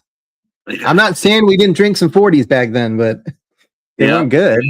The gut rot is how I remember them. Old English Country Club malt liquor. I think you saw, maybe I showed you, I did buy a 6-pack of Mickey's. Thing is, so I forget who was on the stream. There's a guy that watches Alex's streams a lot, and he almost exclusively drinks Mickey's. That's like all he ever drinks. And I don't remember who it was. If it was, I don't know. But anyway, I was saying, you know, geez, I would like to try it again. Yeah, I used to like it when I was younger. and I don't see it anywhere. I was like, I guess it depends on what part of the country you're in, because I just don't see it anymore. No. And when I went up to Washington to Total Wine and, got all this, you can't see it, but right off of camera is all pile. I took a picture and put it on Instagram of all these beers I got. And I bought a 6-pack of Mickey's, and I tried one the other day, and I was like, I wouldn't want like a bunch of them, but one, it was pretty good. I actually enjoyed it. It was way sweeter than I remember. Maybe it's been so long, but definitely very sweet corn taste to it. Yes, I actually liked it. When I had it the other night too, it was like that. As soon as I took that big lid off, from this far away, I could smell the corn immediately. Yeah. I wouldn't want to drink a ton of them, but there's another one of the old malt liquors. Anybody remember St. Ides? Yeah, I don't remember. I mean, I know it, but I don't remember drinking it when I was younger. Like, it wasn't part of our, beers that we would drink. It sounds like an old person's drink. Like it was an old lady drinking something like that or something. I don't know. It didn't show up in our community very often. Let's put it that way. It was not. That's not. I wasn't the right skin tone for that beer to be marketed towards. Let's put it that way. A lot of the distribution seemed to all go into other neighborhoods. Yeah. So it wasn't like something that showed up at the local store, kind of thing. Unless you were on the right side of town. I had this boss. It was sort of he was my boss, but so I worked at a grocery store, kind of like Blackwood Brews. I worked actually in a grocery department and went into management for a long time, like 10 years. I worked at a grocery store, and I always remember our assistant manager there. Like at night, he'd go through, like his shift was ending and I was closing the store, and he'd go through and I'd ring him up, and he'd just be one bottle of Michelob on the belt coming. That's all he was buying. And I would always look at him and go, that it? Just buying one bottle of Michelob? He goes, yeah, well, he's like, drink that bottle of Michelob. He says, and then it's whiskey. And I can understand that now, because I actually am the same way. Like if I'm drinking whiskey, I like to always have a beer first, sort of a neutral beer. There's something about drinking like just a neutral lager before you drink a whiskey. It cleanses your palate, sort of like you can appreciate the whiskey better. Yeah, I think. Yeah. Some of those real old brands. It's a good thing that they have not been resurrected. Olympia, that was Olympia. Yeah. Despite it being in my backyard, I don't think I've even had one ever, even though it's right. I wonder what they're doing with the building. Like the brewery's still there. It's got to be in horrible disrepair at this point. I saw one of those Urban Explorer. It might have even been the Olympia Brewing, although I was thinking it was actually Hands. Maybe. But one of the original breweries, it's still, and it's the original brew house is considered a National Historic Landmark now. Huh. I don't remember which one it was. Blitz Weinhardt was the other one we used to drink up there. Oh, yeah. Yeah. Do you remember? Rainier. Huh? Wait, which beer? And Rainier. Oh, I was thinking of Henry Weinhardt. Yeah, Henry Weinhardt's Private Reserve. That's still in the stores here. I can still buy it. Can you really? Yeah, I haven't bought it. I haven't actually bought it because I don't think it's very good. But it's still in a 12-pack here. You can still buy it. Ah. I don't know if it's who owns it, or I don't know anything about it, but it's still there. Yeah, probably Pabst. Yeah, I wouldn't be surprised. Bruce, yeah, I don't do shots of whiskey. I buy whiskey that's a little bit more elevated than that. So not to be snooty, but I'm at the age where doing shots is just not for me. But I buy whiskey that you want to appreciate, the flavors and everything. So you know what? I think you're right, Chris. I can see that. They're like a metallic flavor to that Yeah. hams. I actually have a 12-pack of hams that's got about 10 cans left in it, where if I start having a slug infestation in my garden, I'd pour a little decanter of it out, for the slugs to get into. Stewers. That sounds so familiar. I don't think I've ever had that. Oh, is that a whiskey? That's Yours is a gin, isn't it? I don't know. I was thinking it was Or a scotch? no, I don't think it's scotch. I was thinking it might be a bourbon because I don't drink bourbon, but I'm not sure. It's probably this makes me more snobbish, but I don't drink blended scotch.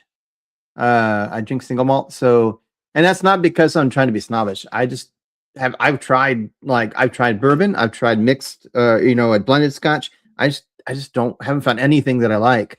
But single malt, I think it's because you can really taste the malt, like the actual grain, a lot of times in the whiskey when it's a single malt, which doesn't make sense because that has nothing to do with it being a single malt. But somebody explained it to me once that blended whiskeys they should be better. They should taste better and be more expensive because someone has taken the time to take whiskey from different distilleries and blend it into what they think is the perfect whiskey.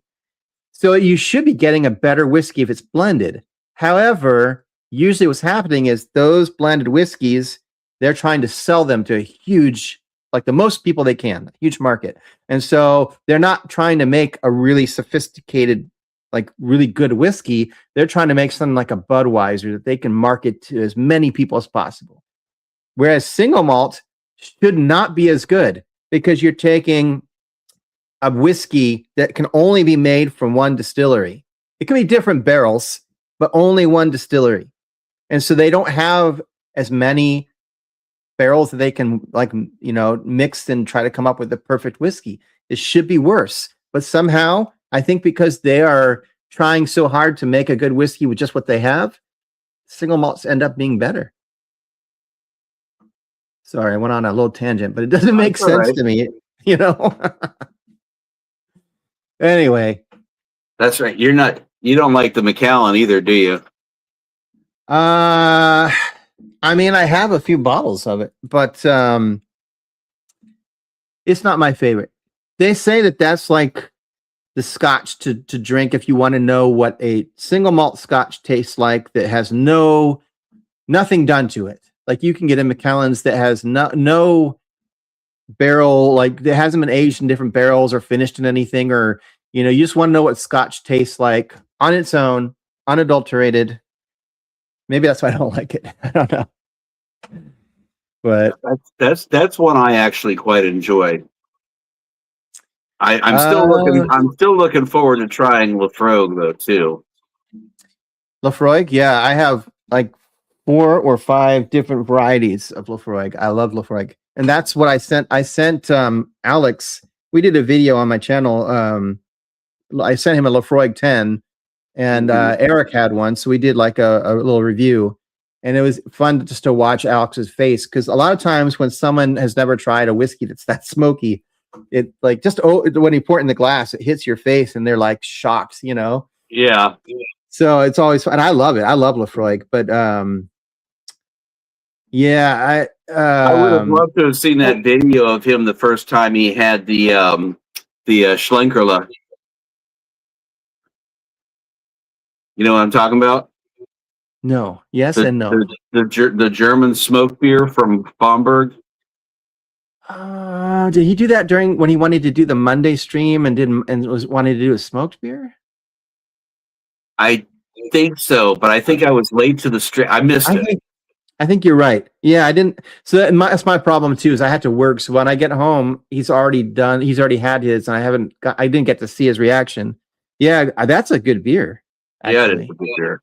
Yeah, my favorite one of those is the green bottle, which if I remember correctly, that's the Pilsner. I think he had the Martin. The Martin. I like the Martin though. Oh, I like the Martin too. Yeah, but I think I like the green, which I think was just straight Pilsner smoked. Yeah, could be. they did a Maibach variation and one other, if memory serves. Could be. Yeah, I'm gonna do not a smoked one, but I'm doing a Martzen next. I decided I'm not gonna do that. I was looking at the raspberry Weizen, but I'm already doing a honey Weizen right now that's fermenting, so I'm gonna do a Martzen next because it'll be ready for September. So I mean, it's the right time of year. So that'll be my next one. I've made that one a few times too, and I know that it, for me at least, I really like how it turns out. So it should be good. Bruce. Yeah, I mean, I'm a huge, so I like Scotch single malt, but I am a huge fan these days of American single malts, and it's a new thing, relatively new. In fact, it might just be last year that they finally cemented legally what an American single malt is, because before that it was just, there was no rules. It was whatever people wanted to call it, but they finally, made a decision on exactly what has to be to define it. And it's pretty much a Scotch. Like the American single malt is pretty much like Scotch single malt, except that it's obviously made with American malts and yeasts and things. The only difference, I think, really main difference, is that American single malts, they don't have to be aged. Trying to think, for single malt Scotch, there's a time frame that they have to be aged in the barrel, and I can't remember off the top of my head what that is. But for American single malts, there's no limit because our climate is so different across the country. Like if you make a single malt here in Oregon, it's going to take a long time because the climate, it's just not, it doesn't get as hot. If you make a Texas single malt like Balcones, the weather there goes from such extremes, so hot to so cold, that the wood in the barrel is always contracting and expanding, and they end up, their whiskey is ready way earlier because it just gets more barrel contact. Anyway. Too bad they don't build the rick houses in such a way to anything that starts evaporating upwards through the rick house into the atmosphere is somehow caught in one large evaporator that would recirculate back into a new liquid for a different blend. I don't know. I mean, it wouldn't be that much water, but yeah, I don't know if you could keep it clean. Like, I guess it's with that high an ABV, but you just have to filter it, I guess. That would be interesting to start selling the Angels share. Yeah, I think that's how Angels Envy came. Yeah. Yeah, I'll send you a message, Chris. I'll be on for, well, it depends how long Clifford's here, but I have like about another hour. I don't know. Nicole. Nicole I'll Brewing. stick around until you're done. May have another beer. Ooh, Montana. Oh man, I bet it's beautiful there. Cheers, Nicole. Or is it Nikolai? I'm not reading these right. Nikolai, sorry. Trying to remember the name of the Montana brewery that I had a couple beers from. They made one called Moose Drool. Was it Missoula Brewing Company? Could be. I remember the beer. I'm not sure about the. It was a brown ale, if I remember correctly. It was a 4th of July beer, or a 4th of July gig on a local lake cruise. Let's see. Sorry, I'm trying to load up Discord. If I remember correctly, Moose Drool was the very first beer to ever get put into those aluminum bottles before Anheuser-Busch or any of the rest of them did it. I could swear I thought I remember that being like the Mississippi Mud, like in clay or something. Big Sky Brewing. Moose Drool.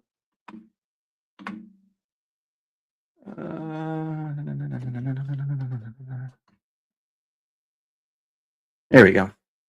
Yeah, I thought that was pretty good. Although at that time it didn't have a whole lot of brown ales appearing, yet. Yeah.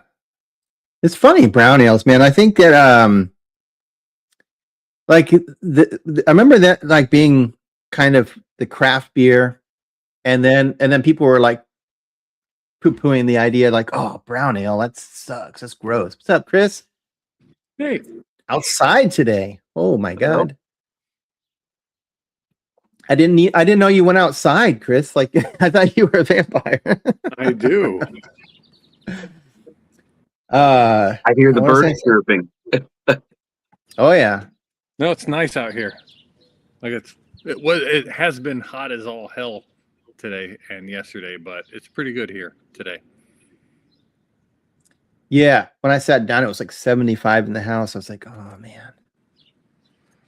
It's getting hotter. We didn't get All the that humidity stuff rolling hot through here. until- Oh, sorry. I was just saying, all that stuff's rolling through this area now. Yeah. What are you drinking, Chris? Wait, is it a oh, no, Nope, it's a beer. just a Mosaic Citra IPA. Just a plain Nice. Mosaic Citra IPA. All right. Nothing fancy. Right. Yeah. Homebrew or Mm-mm. It's actually one of the last of a defunct brewery that just closed here recently, called Zipline. And so it's one of the last that I found on the shelves. sounds familiar. Yeah. Yeah. Like we've had a lot of breweries here close, but then we have a lot open at the same time. Yeah. It's really weird. Yeah, exactly. That's what I was saying earlier. Like everybody who's, freaking out about all the craft breweries closing. I'm like, yeah, but then like 5 more open. Like, I mean, But I'm the not funny saying- thing is, the ones around here that close are the ones that decide to like attach restaurants to themselves, and so they end up closing because they like for some weird reason here in Omaha, like there's a big food truck circuit. So basically, most of the profitable breweries, they just do food trucks all the time. They have food trucks out there, 7 days a week. And Is that a drive-by? Clever's about to duck under his desk there. What's that? I think Clever's about to duck for cover.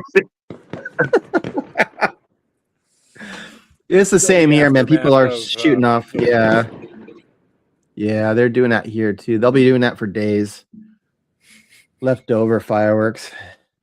But like, Yeah. what you were saying, like we have a couple breweries here. So like, what I've noticed here is it's all about location, because we have a certain area of town where a lot of the craft breweries are, and for some reason, anytime someone opens one that's not in that general vicinity, it doesn't seem to do as well.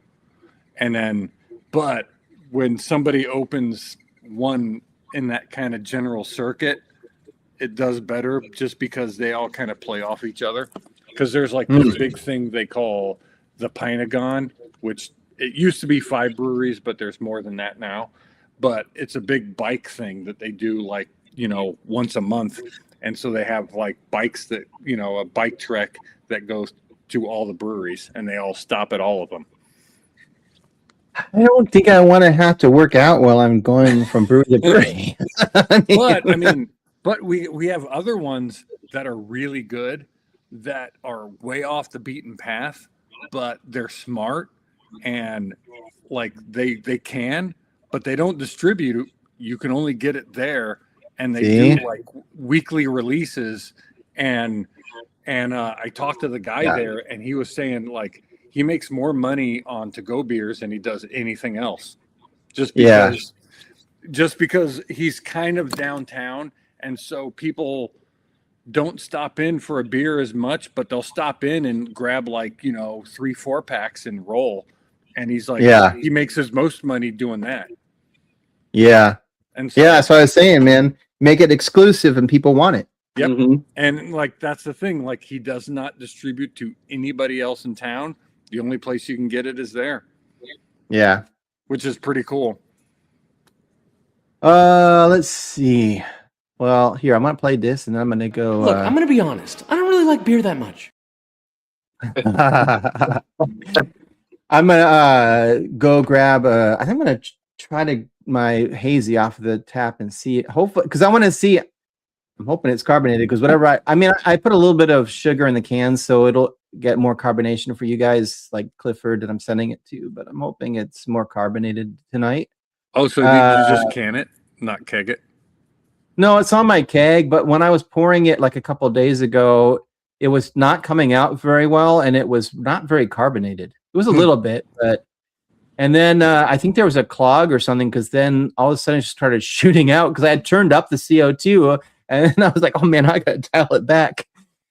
So what I usually do is I carbonate it in the keg and then I can it and put a little bit of sugar just so it can pressurize in the can. And it hopefully will eat any sugar or air or oxygen that's in the can while it's sitting there. So I'll be right back. I'm going to go grab a beer. Alrighty. All right. You know what time it is. It's time to drain the main grain. See you in 20 years. So nice to meet you, Christopher. Oh, it's nice to meet you, man. You said you're in the Omaha area? Yep. Oh, nice. Nice. Never been up into that state at all. No. So are you up in Washington State too? No, I'm in Georgia. Georgia. Oh, okay. Yeah, right smack dab in the hottest centralized place in the state. Yeah, I was in Georgia. When did I was in Atlanta this last January. Okay. Get to try And, any good local breweries? I went to Monday Night Brewing. The That was Garage one I or the first remember I brewery? went to. What's that? The Garage or the Central Brewery? The Central Brewery. Okay. I went to Monday Night Brewing and I went to it was something Monk. Bald Monk? Or was Old it Monk. Yeah, Bold Monk, yes. Yeah, I'd have to look, but I think they have since closed as well. Yeah, and that was more of a restaurant type place. Or maybe was it this year or was it the previous year? I think it was this year. I think. Okay, no, they're still open. We've had a couple of them up in Atlanta. Yeah. You know, I'm about 100 miles south of Atlanta, so I don't get Okay. up there all that frequently. But we've had a few of them up there close. No, Monday night I really liked. They were pretty awesome. I liked Yeah. that place a lot. Bold Monk was more of a brewery restaurant. It was more restaurant-y than it was brewery, but it was still pretty. It was still good. It was still fun time. Yeah. The Monday night's got some really good beers. They have their Scotch ale, their bourbon barrel Scotch ale is fantastic. cool. It's called Tears of My Enemies is the name of the beer, and it's That's cool. See, excellent. I love brewery tap rooms that just feel like a garage and just feel like it's in a weird corner and it's just a hodgepodge of something. Yeah. Like, I love them when they're not that fancy and you know what I mean? Mm-hmm. Yep. And Yeah, that's we how have a that few of place those felt. scattered around through the South. I like it when they take old gasoline service stations from, the 1950s or 60s and convert them over too. Mm-hmm. I've seen a few of those. Yeah, have the nice garage door that opens up in the summertime. Good food. Much more carbonated. That looks great, Steve. After that sour, it tastes really sweet. It's so weird. Like your palate. I just drank like a wine bottle's amount of sour. So, but it's definitely more carbonated. Yeah. Next time I'm going to try to use like a lighter malt. I want it to get really milky looking. This tastes great, but man, there's no bitterness. It's so good. I've made this every year, but What's your grain bill on it? I can't remember. I mean, I think it's just 2-row, and then I put in wheat and oats. I used to put in honey malt, but I took that out because I was talking to, do you remember John Tonimo?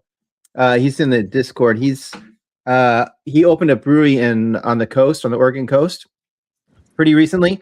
So he was on one night. And I was telling him like, God, I need to make some changes to my hazy. It tastes good, but I want it to be like more like a milky. And so he was telling me like, get rid of the honey malt because that's darker and it's adding Yeah. color to it. So I think I still need to make some adjustments if I want it even lighter, but it tastes good. So that's all that matters. Yeah, And it's hazy. I usually use probably like on average, if I'm doing like a 15-pound grain bill, I will use probably, I don't know, 6 pounds of Pilsner malt, and then I'll use 3 to 4 pounds of oats, and then the rest is all white wheat. Yeah, that's what I'm thinking. Yeah, exactly. Like I've been bumping up the wheat and the oats like crazy. Yeah. Just Yeah, and I think I've switching noticed to that- Pilsner will make it lighter. yeah, and I noticed that helps it with keeping the haze stability for longer. Yeah. And so, Yeah. This is the first time I used London Fog yeast. okay. Because it was recommended to me. I think I usually just used what's the can't remember which yeast it was, SO5, or if I used, maybe it was Verdant yeast. Verdant. Verdant. It's okay. Someone recommended Verdant to me, and I used it, and I used it twice, and my final gravity didn't get down to where I usually get it down to, and I was really disappointed with it. Because usually, if I make a hazy, I'll use I like London Fog a lot, and then I'll also use, my favorite is to use Imperial Juice A38, and I would always get down to like, even if my starting gravity was like 1065 to 1070, I would always get down to like 1016. But with Verdant, I didn't get down to like, I think I got down to like 1020, 1019. Like it didn't get down as far as Pretty high. Yeah. But I don't have it in front of me, but London Fog is great. yeah. I can't remember what my ending ABV is, but this is like a 6.8%, I think. Yeah. Yeah. See, my go-to is Like that.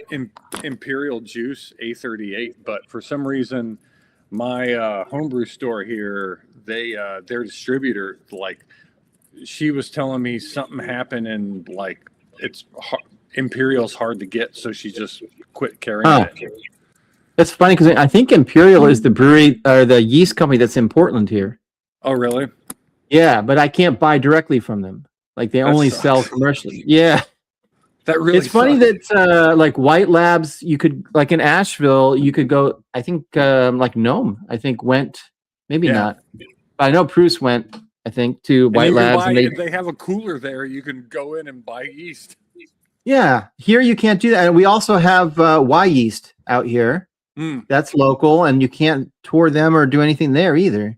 Like they're closed to the public. So you know what? Weird. I didn't even think about it now that you said it, because I just went to Chicago 2 weeks ago, and I should have looked up Omega, because Omega's out there. I think Omega's in Chicago. Yeah. Oh, okay. Okay. Well, what's that? Yeah, that might be where those guys all went to tour. I think you can tour Omega, right? I don't know. I don't know. I haven't looked into it. I think you can. I think they're open to the public, at least, for touring and buying stuff. I was like, it's hard to find I don't buy liquid yeast because I'd have to have it shipped, even though So that London, did you use liquid or dry? Dry. White Labs dry. Yeah. See, I just ordered at my homebrew store. I just ordered a whole bunch of, because White Labs started making the London in dry, and they started making California Ale in dry too. Yeah. Which is nice. Yeah, I try to stick to dry yeast because the liquid, by the time I get it, and I don't have, I don't have a flask or one of those things to, create a starter. So, yeah, and by the time I get it, like I've tried before, and it's hit and miss whether the yeast ends up dead by the time it arrives. So, especially with now. See, I was saving yeast for a long time, and I had a whole bunch of yeast in my fridge, and I had it saved.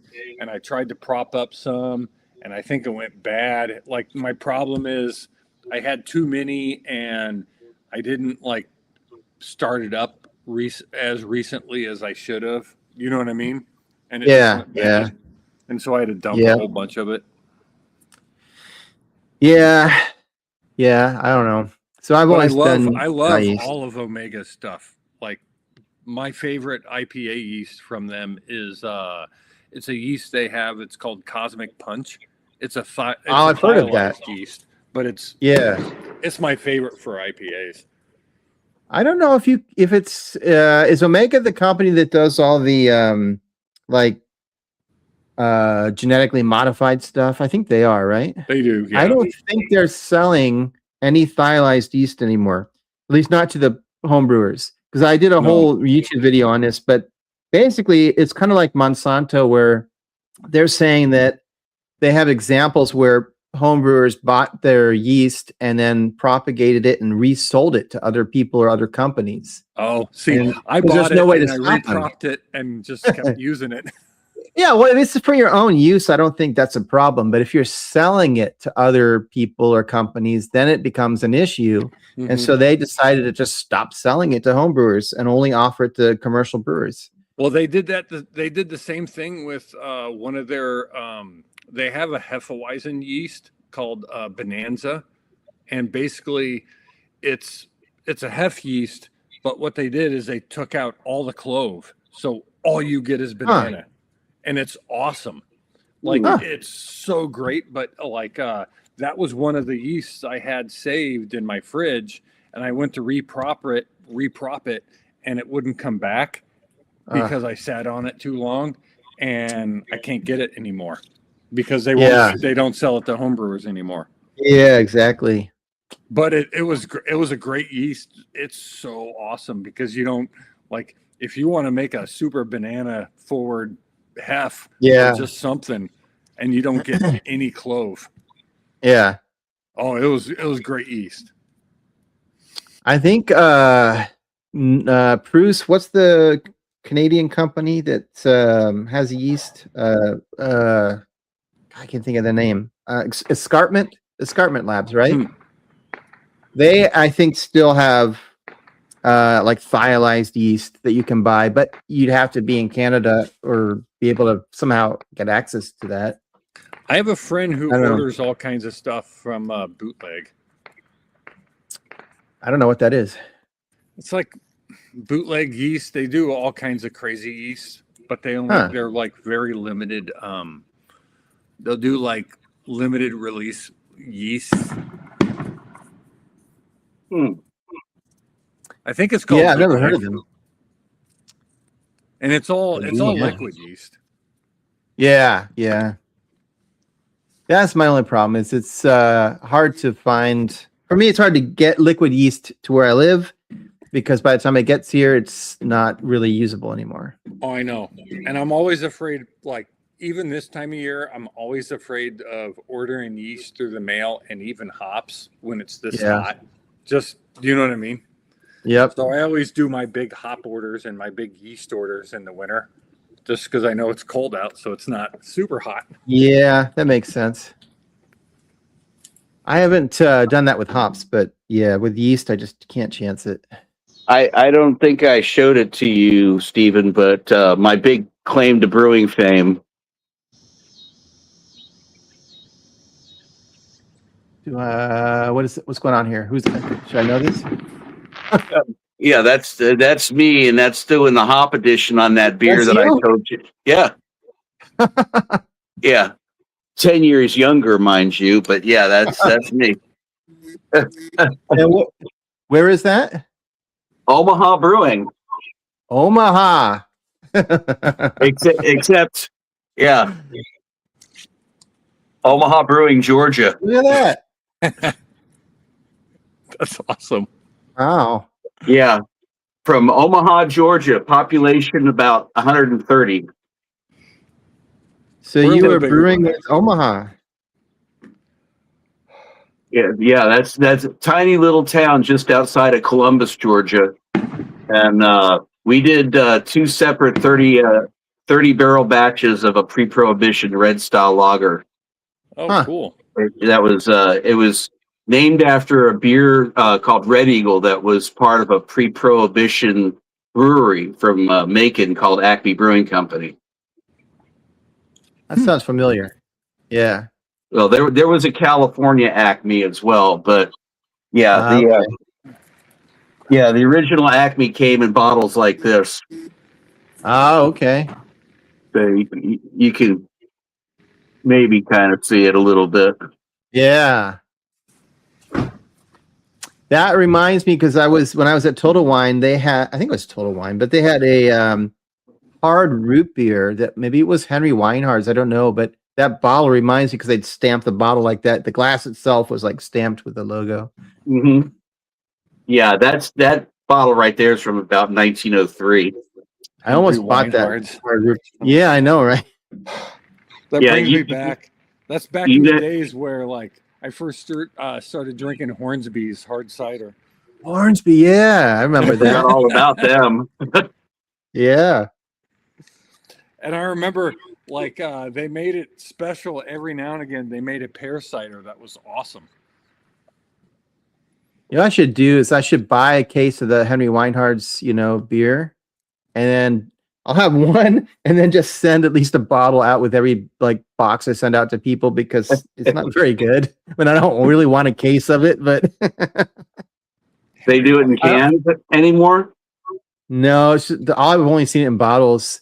And I remember at one point I threatened Known with because there was some sour. Maybe I did send it to him. I can't remember, but there was a sour beer that I did not like at all, and it was sitting in my fridge forever. And I was like, "No, I'm going to send you this beer." I don't think I did because it was so bad. I just felt like I can't do that to him, but yeah. Well, I'll tell you what, buddy. If you let me, if you send me one of your cans of your beer, I'll send you a Lucky Buddha in return. Oh, well, I'm going to send you several of my 80s. So, yeah, I was trying. I don't have any. If I had any Pliny, I was going to send you a Pliny, but I don't remember where I got it, to be honest. Who knows? Yeah, You said the thing around here to get is that everybody looks for crazy is was it Spotted Cow? That's the big thing Really? around here. That's a good beer. It's a good Yeah. beer Huh.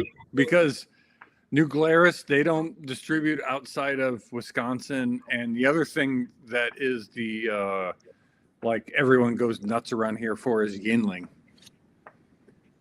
I Yeah, get Yingling's all right. It's okay. I get no, Yingling. It's okay. all over the place.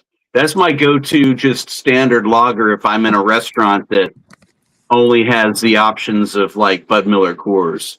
Yeah. See, it's just one, me it's and one of those Spotted Cow things. is It's one of those things where you're at, you can't get it, so you want it. Yeah. You know, exactly. Yep. Yeah, they didn't produce or they didn't distribute to Georgia for the longest time until they got the Tampa brewery up and operational because they were already in Florida before they came here. And the story that I had heard was they had to build out that brewery down there in order to be able to supply the demand in Georgia for that beer. Yes, everything I've ever heard about like New Glarus, though, they have no plans on ever distributing outside of Wisconsin, ever. Mm-hmm. Which, I think that's a good thing. yeah, it makes it it makes it super regional. So, like, if you go through there, it's a special thing. Paul is Middle Fruit is Canadian guy that brews quite a bit, and Chris probably brews more than any of the rest of us. Although it may be more seltzers these days, but No, I make a ton of hazy IPAs, a ton of IPAs. Yeah. Like you said, Steve, I make a ton of seltzers, and just because I'm getting older and I can't do beer all the time like I used to, but lately though I've been really getting in the lagers, and so I got myself a system that I can start lagering stuff now, and so my first attempt with it was a couple months ago. I did a cold IP or I don't know what the right term is. It like cold IPA or IPL or whatever. Yeah. But I made Yeah. one. It turned out pretty good. But my next attempt is going to be a rice lager. So, like Yeah, that'll be so interesting. I went up to the Twin Cities and they were all over the place. But the Twin Cities has a big Korean and Vietnamese like culture up there, so there was a lot of that up there, but it was great. It was so good, super fresh, really good. So It's definitely on my list to brew some lagers with corn because I need to brew a Mexican lager, and yeah, it'd be definitely interesting to try rice. I've never brewed with rice, so yeah, I've never either. And so I think the I'm easy looking way forward to it. would be to use flaked rice because otherwise you have to cook it to gelatinize it, and I mean you could do that, but See what I'm going to do. Everything I read, I'm going to do. I bought 5 pounds of jasmine rice that I'm going to cook and then mash with that. yeah. Ooh, jasmine. Sounds kind of And floral. everything I read, like everyone, like a lot of people use Sriracha Ace for hops, but my my homebrew store can't get it right now, so I'm going to use. They said the best substitute is Motueka, Saz, and lemon drop for hops, like a combination. That sounds of those. good. Well, that sounds really good. Yeah. Yeah. Brooklyn Brewery used to make a beer called Sriracha Ace, which was fantastic. I always liked the flavor of that particular hop in there because, as I recall, it was a saison. It was like a heavily hopped saison, but it was with the Sriracha Ace. I haven't seen it in years. I've never used lemon drop, but with sauce, that sounds really good. Yeah, I've never used lemon drop either. I've used Motueka and I haven't used Saz before. But yeah, I mean, everything I brew is hazy IPA with fruit forward hops, so I've never had a reason to use Saz. Oh, really? I use it a lot. I feel like it seems like. Well, I love Czech lagers, so I use it a lot with that. Yeah. Which, it's funny. Like I've never brewed a Czech anything, and I probably should because I'm 100% Czech. So I probably should make a Czech pills or something. Yeah, maybe. I mean, 108. I mean, the last name Vodka, it's supposed to be pronounced Vodička. Oh boy. And it comes from the Czech word vody, which means water. So, yeah. Shane's in the house. Shane is a brewer. He brews over there in Pennsylvania. Nelson Weka. But it's funny. We all brew what we want to drink. You know what I mean? Yeah, exactly. Well, that's what you should do, right? I mean, if you're home brewing, I mean, I'm not going to, mostly I'm not going to brew a beer that I know I don't want to drink because then it's just going to sit there. But I will say, like, I've been getting on the brewing seasonally lately. Yeah. So used to, I just would brew an IPA no matter what. But lately, like this last winter, I brewed, in the fall, I brewed myself a brown ale, which I have to say, not enough people make brown ales anymore. Yeah, right. I really miss a good brown ale. Exactly. I agree. And so I made myself a brown ale, and then toward Christmas time, I made myself an imperial stout, and then and then toward the early January, I made myself a lighter stout. And so I was like, you know what, I'm going to start brewing, to the seasons. And so far that's been working out good. Yeah. A northern brown or a southern brown? Northern brown.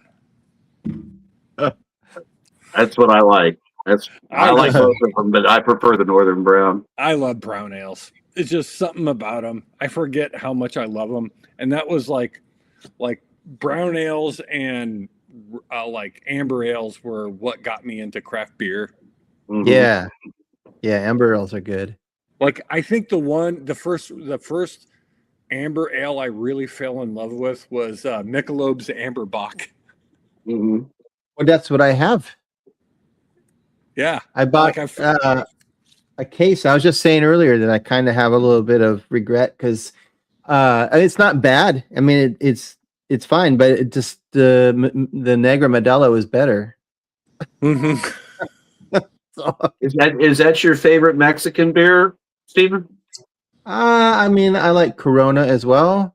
Yeah, I like Bohemia. Mm. Yeah, there's some that I'm not I don't like Tecate that much. That's more like Yeah. that's cheap, like that tastes like the cheap like American beers that are super cheap, and I don't like that one. What's your thoughts on Victoria? I don't know if I've ever had Victoria. What about Pacifico? Pacifico, I think, is pretty good too. Yeah. Yeah. I'm not a big Corona fan. Well, I I mean, you put a lime in it for sure. yeah, So it helps to, yeah. I mean, But if you- even I on always tap, thought- I'm not crazy Someone about it. told me if you have to put something in it, it's not a good beer. Well, when we were at Burial, I wish Blackwood's Brewing was here, but he works super early. But he was buying a lot of. They had a Mexican lager at Burial in Asheville, and the glass bottle, literally looks like Corona. Everything was about it was Corona. In fact, I thought it was Corona until like I looked at it. And I was like, oh, that's their local like Mexican beer.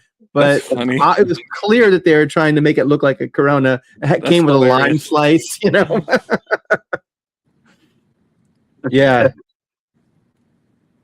Yeah, I mean, it was popular. So, I mean, the marketing worked. See, I don't know. Do you guys get Boulevard where you guys are? I do. So, like the big thing around here, since Boulevard is Kansas City. So, like the other big thing, my introduction to craft beer was Boulevard Wheat. Nice. Oh, I haven't seen that. We get the Are you stouts. talking like the Tank 7 and No, I'm talking about just the straight up the Boulevard straight Wheat. Boulevard Wheat? Yeah. But Tank 7's probably the best thing they make. I can That find beer that is if I look amazing. for it. Yeah. My favorite thing that ever came out of Boulevard was one that they called Azteca Chocolate. It was the Yeah, I know Imperial what you're Stout talking that about. was in the big bottle that they Yes. had one of the local chocolatiers had.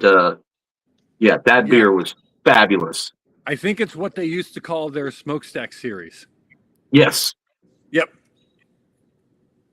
The Burial, you're telling me the Burial Mexican lager was Asian a fooder? Where are they aging that? Those aren't small. That's interesting. I've never heard of a craft brewery doing that. Like that's unusual because those are is not. it fooder or foder? I've So- always said Froder.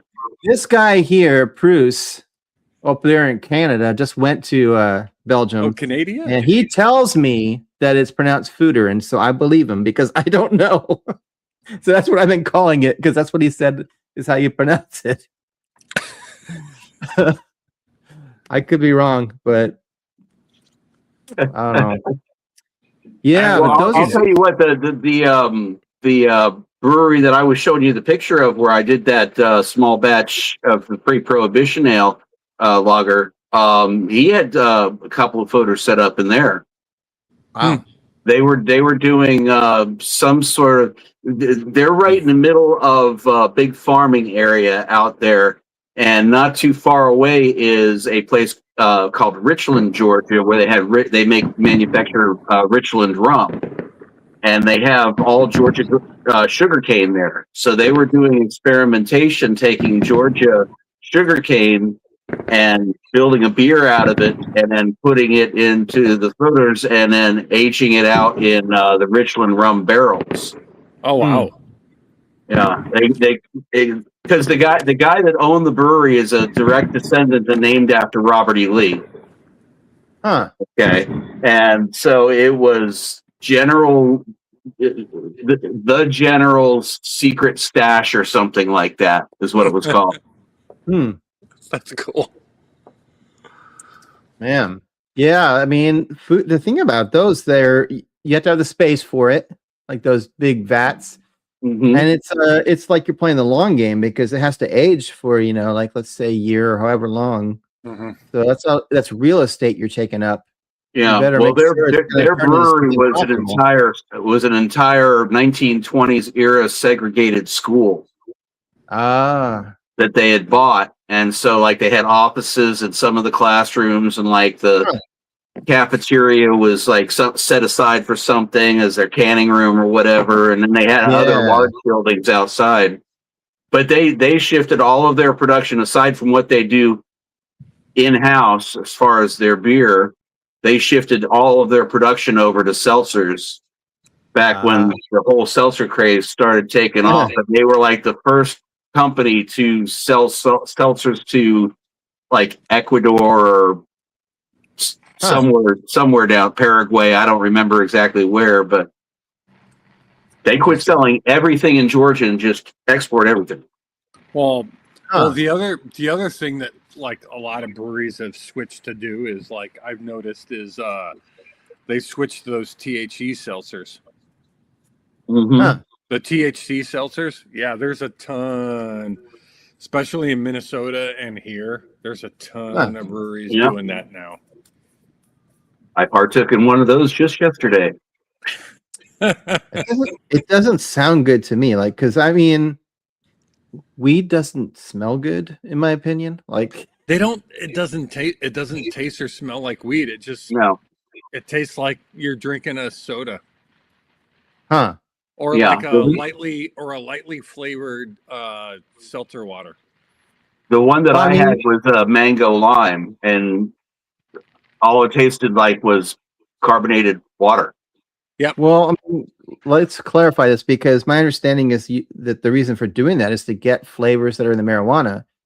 I mean, if you're talking about actually putting THC, then it can't just be sold anywhere because can you imagine like somebody getting a hold of that? It's not the same as beer. Like, there's got to be some legal loopholes to be able to sell that. I would think you'd have to sell that in an actual like dispensary or something. I got it from my local growler store. And Yep. it made you? See, Did it I make you bought- high? Like it actually? No. That's why. It's okay. If That was my anything, question. if Like, anything, it acted a little bit like a muscle relaxer on my back, but very mild. It was Yeah. only 10 milligrams. Yeah, that's what most of them are, 10 milligrams. And like what I bought 2 of them, and I bought it right at the brewery. I don't know how I feel about that because I know you can buy stuff like that at like places where it's very specifically like a THC drink. But if you market it as beer and people don't realize there's THC in it and they're buying it, I mean, it's not That's- marketed as beer. Like it's plainly THC seltzer. Like it's plain. Okay. It's out in front there. But okay, it's at the brewery, but there's a lot of breweries that are like, they're switching their focus from beer and other things to that, because there was a brewery, probably one of the best breweries I've ever been to up in Minnesota, called Wild Mind, and their whole thing was they used wild Minnesota yeast, and like, so they did wild ferments and wild ales, and they even had foeders that they would like ferment wild ales in. And basically the place went under because the original brewer left because they started, like, the investors wanted them to switch mostly to THC drinks and stuff like that. So the guy left. wow. The place went under, and then the guy who did all the wild ales started doing wild ales under another brewery in town. I bet you Tilray is sniffing around those companies that are making the THC drinks. And so, like, it's one of those, and that probably happened like 2-3 years ago, when like around that, like around here and the Minnesota area, like I go to Minnesota probably like 3 or 4 times a year, so I know a lot about it. Like, I go up there a lot, and so that started getting big about like 3-4 years ago up in Minnesota, all the THC stuff. Yeah. I'll tell you a brewery up there that I've always wanted to try, not because I don't think they're any good or anything, but just because it's a beer that I've never had is anything from Point. Point. Yeah. Uh, Point's they're an older brewery up there. Mm-hmm. They're okay. There's a lot of other really great Minnesota breweries now. Like they're one of the older one. The Point and Summit. They're one of the older Minnesota breweries. Yeah, because Point, I want to say is like the fourth oldest brewery in the country. Yeah, they're okay. Yeah, Okay. I've just always been curious about them. I mean, I was curious about the Alchemist until I got one from Gnome, and now I'm like, yeah, well. Well, I thought the same I'm thing. happy to have tried it. I am happy that I got to try it. I thought but- the same thing until like someone brought me back a bunch of Three Floyd stuff from Chicago, and I was like, You know what I mean? Yeah, yeah. Sometimes Because- the hype, you're like, I just want to see what this is all about, and then you're like, oh, I don't know what's so, I like a few things from Three Floyds. Gumball Head. That's Three Floyds, isn't it? Yeah. Yeah, that's their So pale ale. If I remember. I can tell you, Too many beers. I can tell you one brewery that has always lived up to the hype, because I have a friend who goes up there and she brings me back stuff, is Maine Brewing Company. I don't know if you guys know much about Maine. Lunch. Yeah, lunch and dinner. Oh, and right. breakfast and- Mhm. yeah. What's up, Alex? What is there, my friend? Appreciate you. Hi, Alex. Alex has had a lunch Give us a wave. beer from time to time. Lunch beer is delicious. I can Lunch say that is for- great. There's Breakfast. They just recently came out with breakfast. Well, there's the dinner beer. There's the Yep. lunch beer. There's obviously breakfast. Now you said that, and then I think there's something else, but I can't remember now. I think that's it. Is that the place that does broccoli and like weird stuff like that? No, Nope. No. They're straight up. the broccoli's the other hand. Broccoli's the other Okay, hand. okay. I need my beer to tell me what it is on the can. I need to know what I'm drinking. Like, By the way, what's your name? By the way, my friend. that's Christopher. Chris. Oh, Chris. Oh, Chris. Okay, I think I've Nice to had meet you. you. I think I've met you before. I'm not sure. I met so many people. Not even funny. Yeah, the other ones from Maine that I've tried were I've had lunch, and I've had another one, and Zoe. Nice. Zoe. And Zoe was the amber ale. Yeah.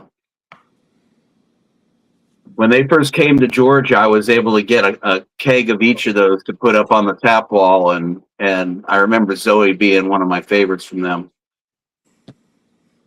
Did you design all that stuff on your wall, Chris? Oh, he disappeared. Me? Yeah, all those like stickers and things behind the TV. Like No, on that wall? no. Those are all like, Steve, I'm a collector.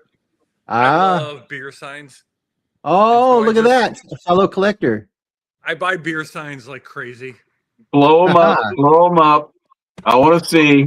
Clifford's a collector as well, so So like, I do nothing but get beers everywhere I go. Look at that. And if there's a beer sign, I get it. wow, I don't remember ever seeing any of that. I see Yeah. a Founders, Boulevard, Shiner. Oh yeah. Yeah, I saw the Shiner. Oh yeah, Boulevard. Drecker. Drecker, yeah. Pliny the Wow. Elder. There's a Pliny. Yeah. Oh yeah. No, I'm a sign collector. Well, this legendary Clifford's like that too. Sign collector, all the wonderful things. Well, you can see above Clifford on his ceiling. Yeah, he has plenty of that stuff. This legendary. Yeah. Oh, he's gonna make me. Yeah, because of my big mouth. That's my big mouth. It's Alex. It's my big mouth. I love you, Steve. All right. Let me do that right. Strohs. That's awesome. Oh, you got a grain belt. That's cool. Excuse my mess.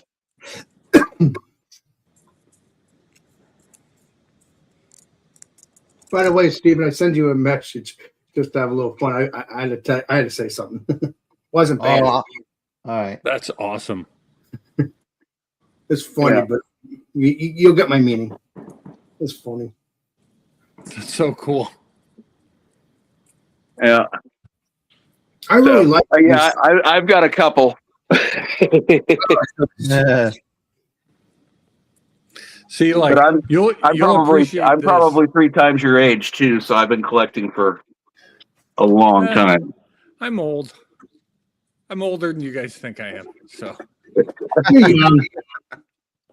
but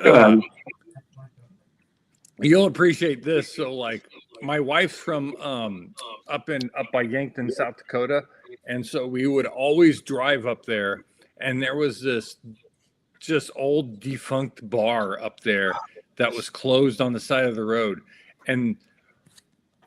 but they had this giant, like, blow molded with the Hams Bear sign on the front of it for years. And I was always like, every time we drove by there, I'm like, we got to find out who has that place because I need that sign because it's the coolest thing in the world. And then right after I said that, next time we drove up there, it was gone. Oh, And it was a giant blow molded the Hams Bear. It was awesome. that sounds like what's known as the Gene Simmons sign. Alex's first beer of the night. No, it's not. But I'm not even drunk, so it's good. What are you drinking? I'm drinking light beer. That's probably why too. And I was eating, so and it was just too hot. But yeah, this is the drink I'm drinking is Big Citra Vibes, and since I haven't drank this for a couple of days, it did have a strong smell. That's what it looks like, and it's from Other Half Brewing, and I believe it's an 8.5. I should have looked earlier, but I think it's an 8.5. Let me take care of. I want to be a quick thing though. I just don't want to take 50 years. 8.6. 6.5. So, all right, man, that stuff smells good. It smells delicious. Looks delicious. Looks juicy. I could smell like a pineapple mango. I think that's what it is. That's what I'm smelling. I think a mango. Oh man, this room is like filling up with mango, or at least some kind of citra. That's what I'm smelling. But yeah, like a citra dank. Wow. Dang. A dank citra. You gonna smoke it? Keep it up. But yeah, that's looking good. New England style. One finger ahead. Let's get into the smell. Yeah, I smell that pineapple sweetness, juiciness, fruitiness. It smells good. Let's get into the taste. Cheers, because I don't want to go on and on for an hour. Cheers. Alex must have. He's a distributor now for Other Half. I wish I was. That would be amazing. Distributor, hell, he's a damn salesman. I know, right? Yeah, this is good. Alex loves this brewery. So far, it's been good. Yeah, it's tasting juicy, tasting like a little sweet citra pineapple. But if it's not, it's like a sweet. There's like a slight bitterness towards the end, but really good. Very, very soft on the mouthfeel and very juicy. It does taste a little bit orangey dank. I kind of get that, but it's kind of hard to explain. But it's so flavorful, so bursting. That's what you want. That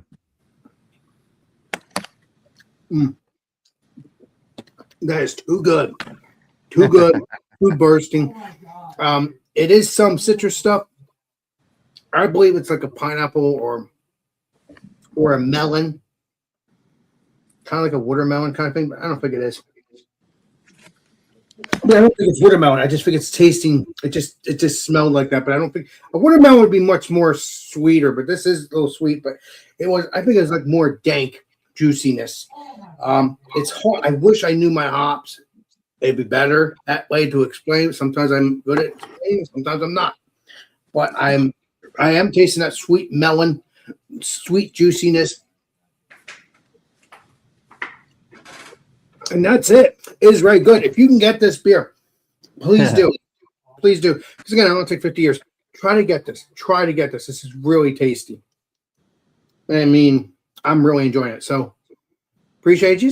And I'm going to enjoy this beer with you guys. And that's all. If it's from Other Half, Alex loves it.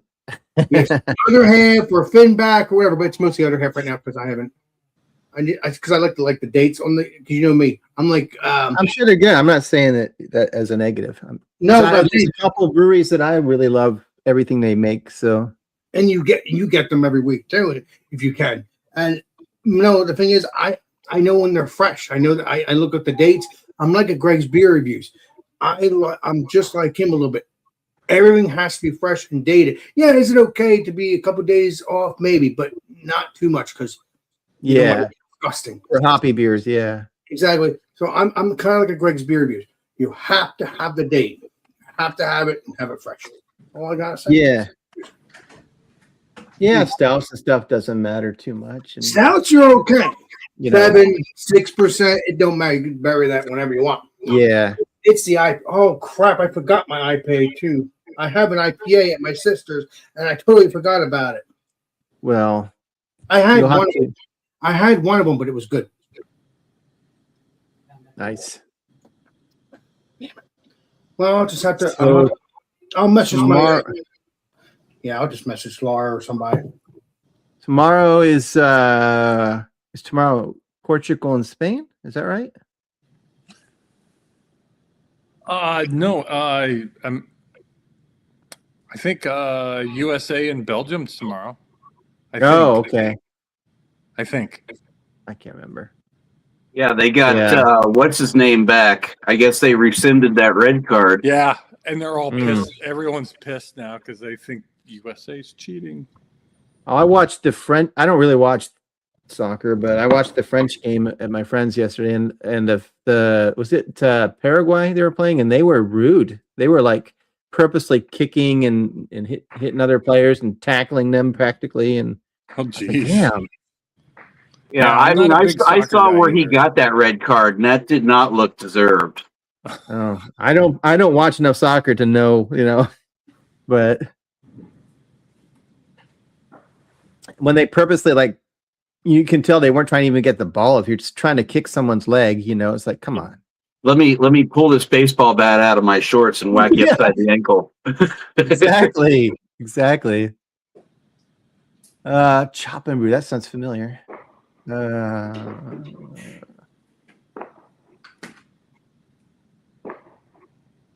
think Canada's already out, aren't they?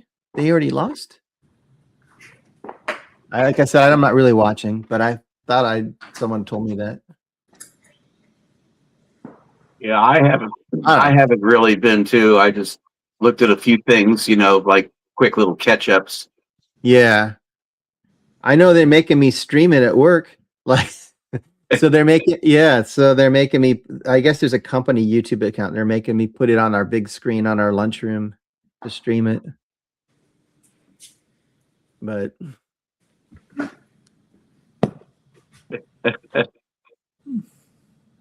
that is a small looking glass. Oh, I guess, well, yeah, it does look small. I don't know. Brewing TV. Remember when Northern Brewer had their own YouTube? Maybe they still do, but I don't really see anything from them. They had their own channel. Yeah, at one point. Yeah. I don't know. Well, you know what happens? I think brewing channels were never big money makers, but they're even less now. More Beer used to put out a whole bunch of stuff every Friday, and then they just stopped. I can't tell you my story because we're live, but I have a story about that. Remember when? Who's running? Their YouTube channel now. Who is that? Remember when Dogfish Head had their own TV series? No. Yeah, I do. Yeah, It was They on were was it trying to do Discovery Channel? a full season, and they got like 6 or 7 episodes in, and apparently Anheuser-Busch got in contact with the network and said they're competing with our advertising space. You need to cancel the It was show. Discovery Channel, wasn't it? I think it was Discovery Channel. Yeah, I remember that. Hmm. Because they were basically going through the whole process of them doing the God damn it, what was the pumpkin beer that goes crazy that they do? Yeah, Pumpkin Ale. Yep, their pumpkin ale. Hmm. Yeah, they did one on like going over. I think it was Theobroma was the one where they pulled the recipe from Egypt and did DNA samplings or something I from. remember Wow. when they did that. Yeah, and they did another one for Miles Davis for the Bitches Brew, where they had members of the family and everything coming in. And It was a cool series. Huh. it was a great show. It was cool. Wow. The other good one was the one that the 2 guys from Brewdog did. Oh, that's right. They had like one where they pulled a what do you call them? Not sailplane. The airplanes on pontoons. Oh, a seaplane? Seaplane. Seaplane, Yeah. yeah. I was gonna say sailplane, but yeah, up in Alaska, and they were on this old island where there was like some kind of abandoned mining system in place, and what they did was they took ingredients that they harvested off of the island and built the brewing equipment from what they were able to salvage from the scrap, and brewed a beer with the brewmaster from Anchorage. That's Huh. cool. Or they got together with the guys from Anchor Brewing and tried to brew a beer made with fog. So did Brewdog go under? I still get it. I could play Columbo. Hold on, let me solve that case. I thought they I mean, went they- under or something happened with them. Blue I Dog. remember seeing something. I seem to recall that, but I don't know what it was. Yeah. Because they used to have that. I think it was in Columbus, Ohio. They had that hotel that had hot and cold running beer showers and all kinds of weird shit. What? A tap room in every hotel room, and It says it's closed, but it's open at 11 a.m. Monday. But update picture Yeah, I will in a minute. all Give me- 3 give weeks me 10 ago. minutes. That doesn't make any sense. That does yeah, not well, make that's just their business hours, Alex. I can say this while we're live because I know he doesn't watch my channel, but and someone in the chat will tell me what brewery it was. The apartment brewer was in Belgium, right? And the legendary I know- brewer. The legendary, yes. I don't know I don't which know. brewery it was, but maybe it was Duvel. I'm making that up. I don't know. But they had this like brass bathtub, like Oh, wow. a claw tooth kind of. But anyway, he took a picture of himself like taking a bath in there, and they had a tap that you can literally like get the beer from the brewery tapped up through the bathtub, basically on a tap. And he like I always make fun of it because he's like in this bathtub on YouTube, like taking a bath, like, and he's got this beer. Like, I don't know if I'd want a beer off a tap on a bathtub. That Well, who sounds hasn't gross. had a shower beer?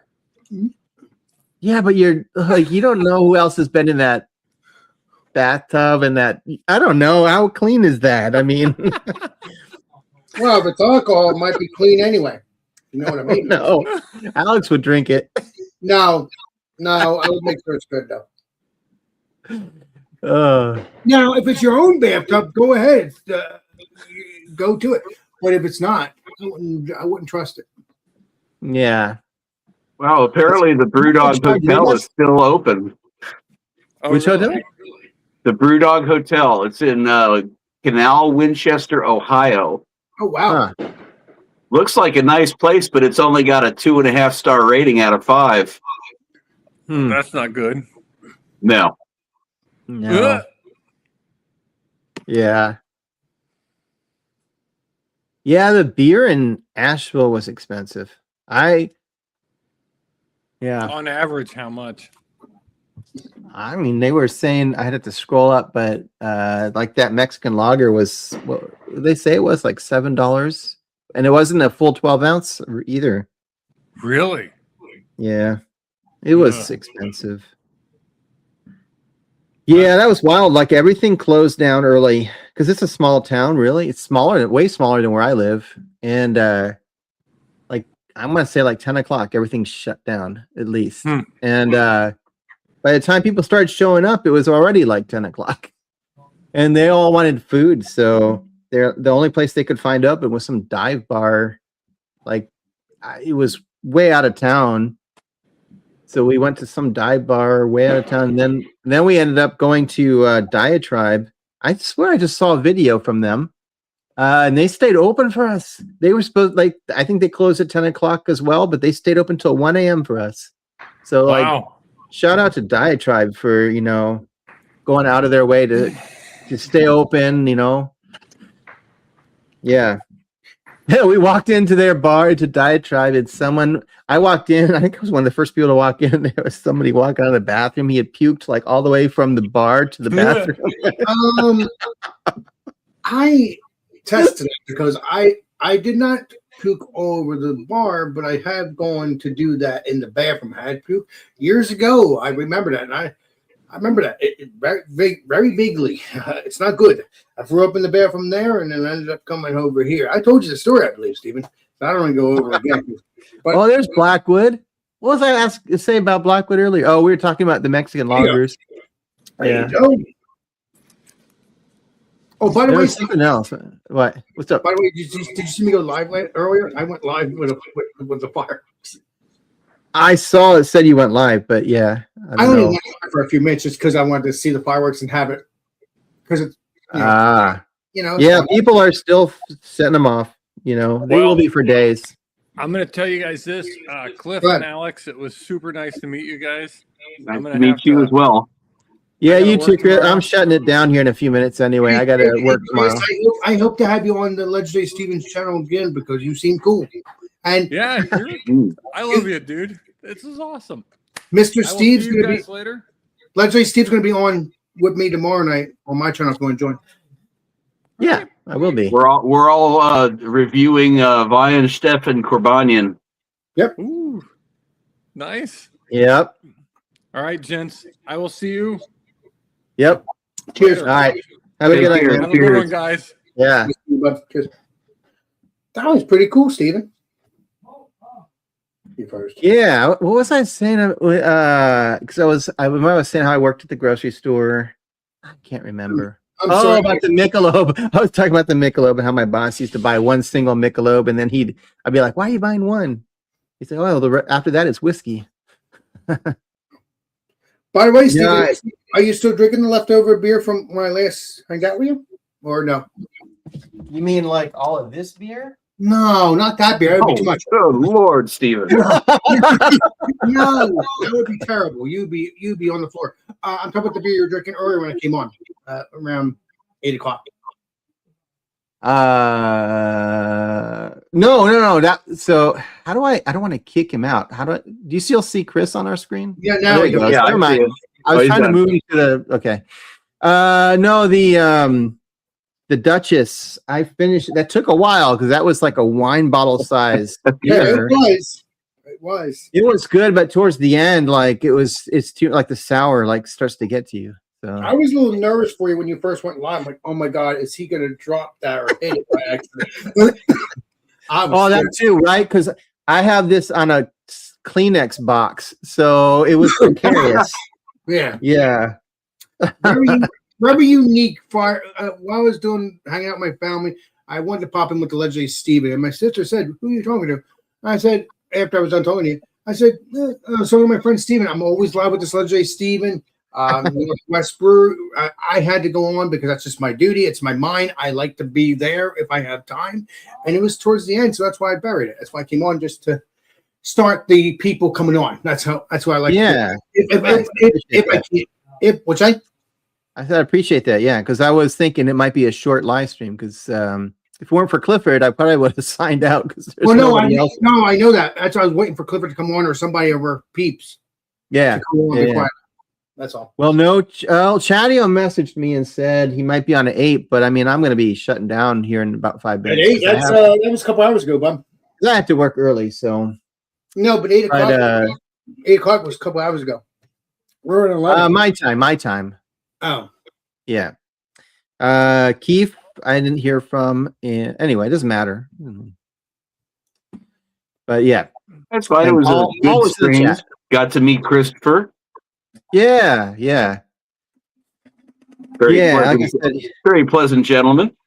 yeah, he's a cool dude. Yeah. I didn't know he had all that beer signs and stuff. That was cool. Yeah. It was cool. I'm actually happy that I caught up towards your tail end so I can review a beer just for the fun of it. Huh. That Corvina or whatever, however you say it, for tomorrow. That's a big beer. That's a big bottle of beer. Yeah. But it's not as big as that wine bottle. I mean, this is big. They're both big. but that actually, you know what?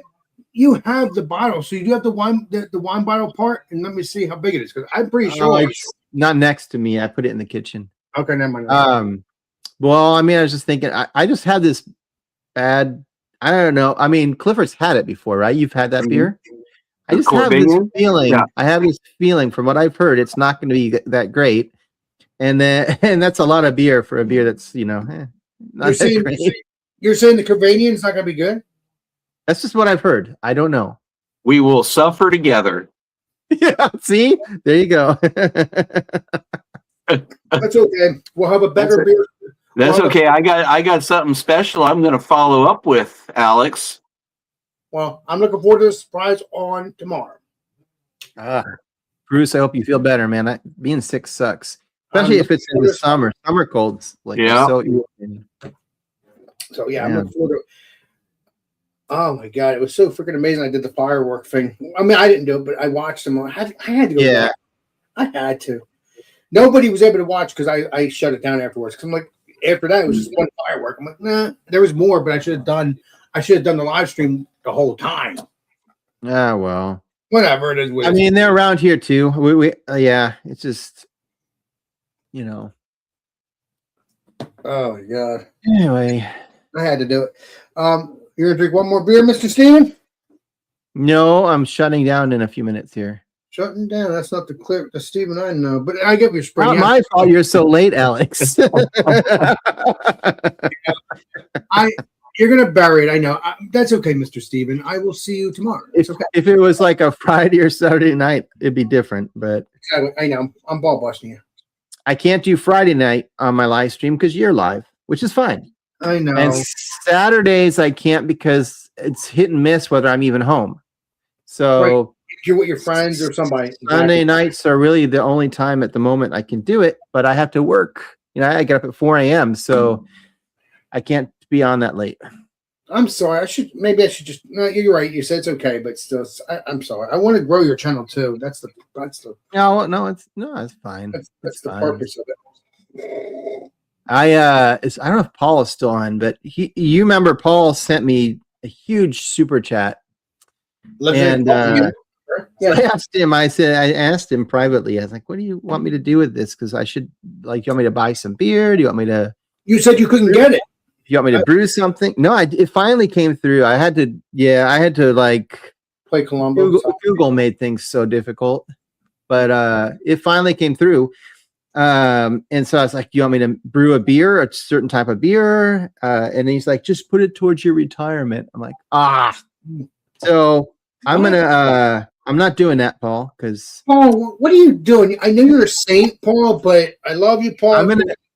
I'm gonna put it towards this month's Tavor order, and so the next order I get from Tavor will be all Paul, and I will mention that each time I get a beer, I'll put his name on it so that I can see that's one that Paul bought for me, and I'll drink that on the live streams and say this is one Paul got for me. And Paul, I thank you for supporting this legendary Steven, regardless if it's for his retirement or not. I think you were joking around, but if you weren't, I think he thinks I'm getting old. And I'm ready to retire. You're only 45, Mr. Steven, if I remember correctly. I wish. 50? I'm gonna say 55. Now you're getting out of hand. No, I'm gonna say 40. I'm gonna say 40. No, 45. I'm gonna leave that. Oh boy. 40, Steve, and 5. Well, it is 8:00 my time. So I am going to close the stream out because, I'm like I done. said, I work at 8 a.m. I get up at 4 a.m. I get to work way before that.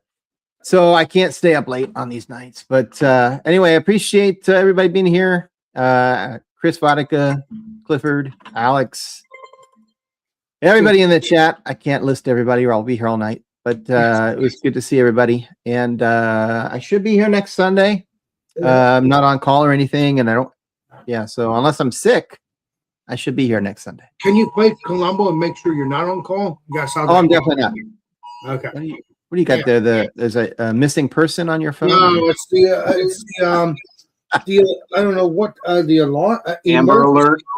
Amber Alert. Yeah, the Amber Alert. And then Have you seen Alex the Beer Master? He's been missing from New Jersey for the past 24 hours. No, it says flood watch for 3 a.m. till 3 a.m. I don't know what that means. I guess when the rain's done, it still floods. Yeah, that's all. You don't have any rivers near you, do you? No. Cheers, Jordan.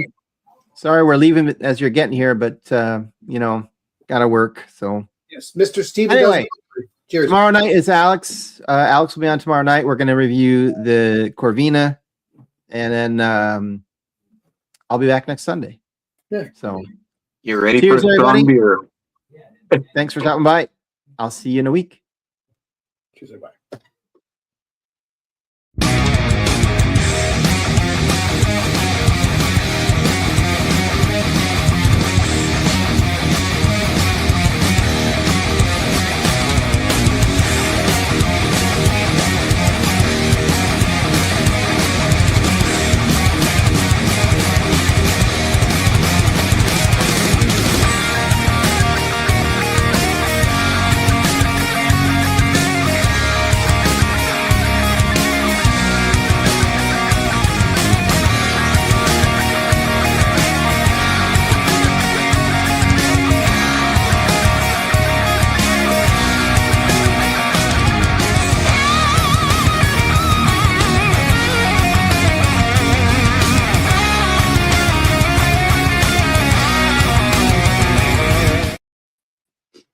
Ah.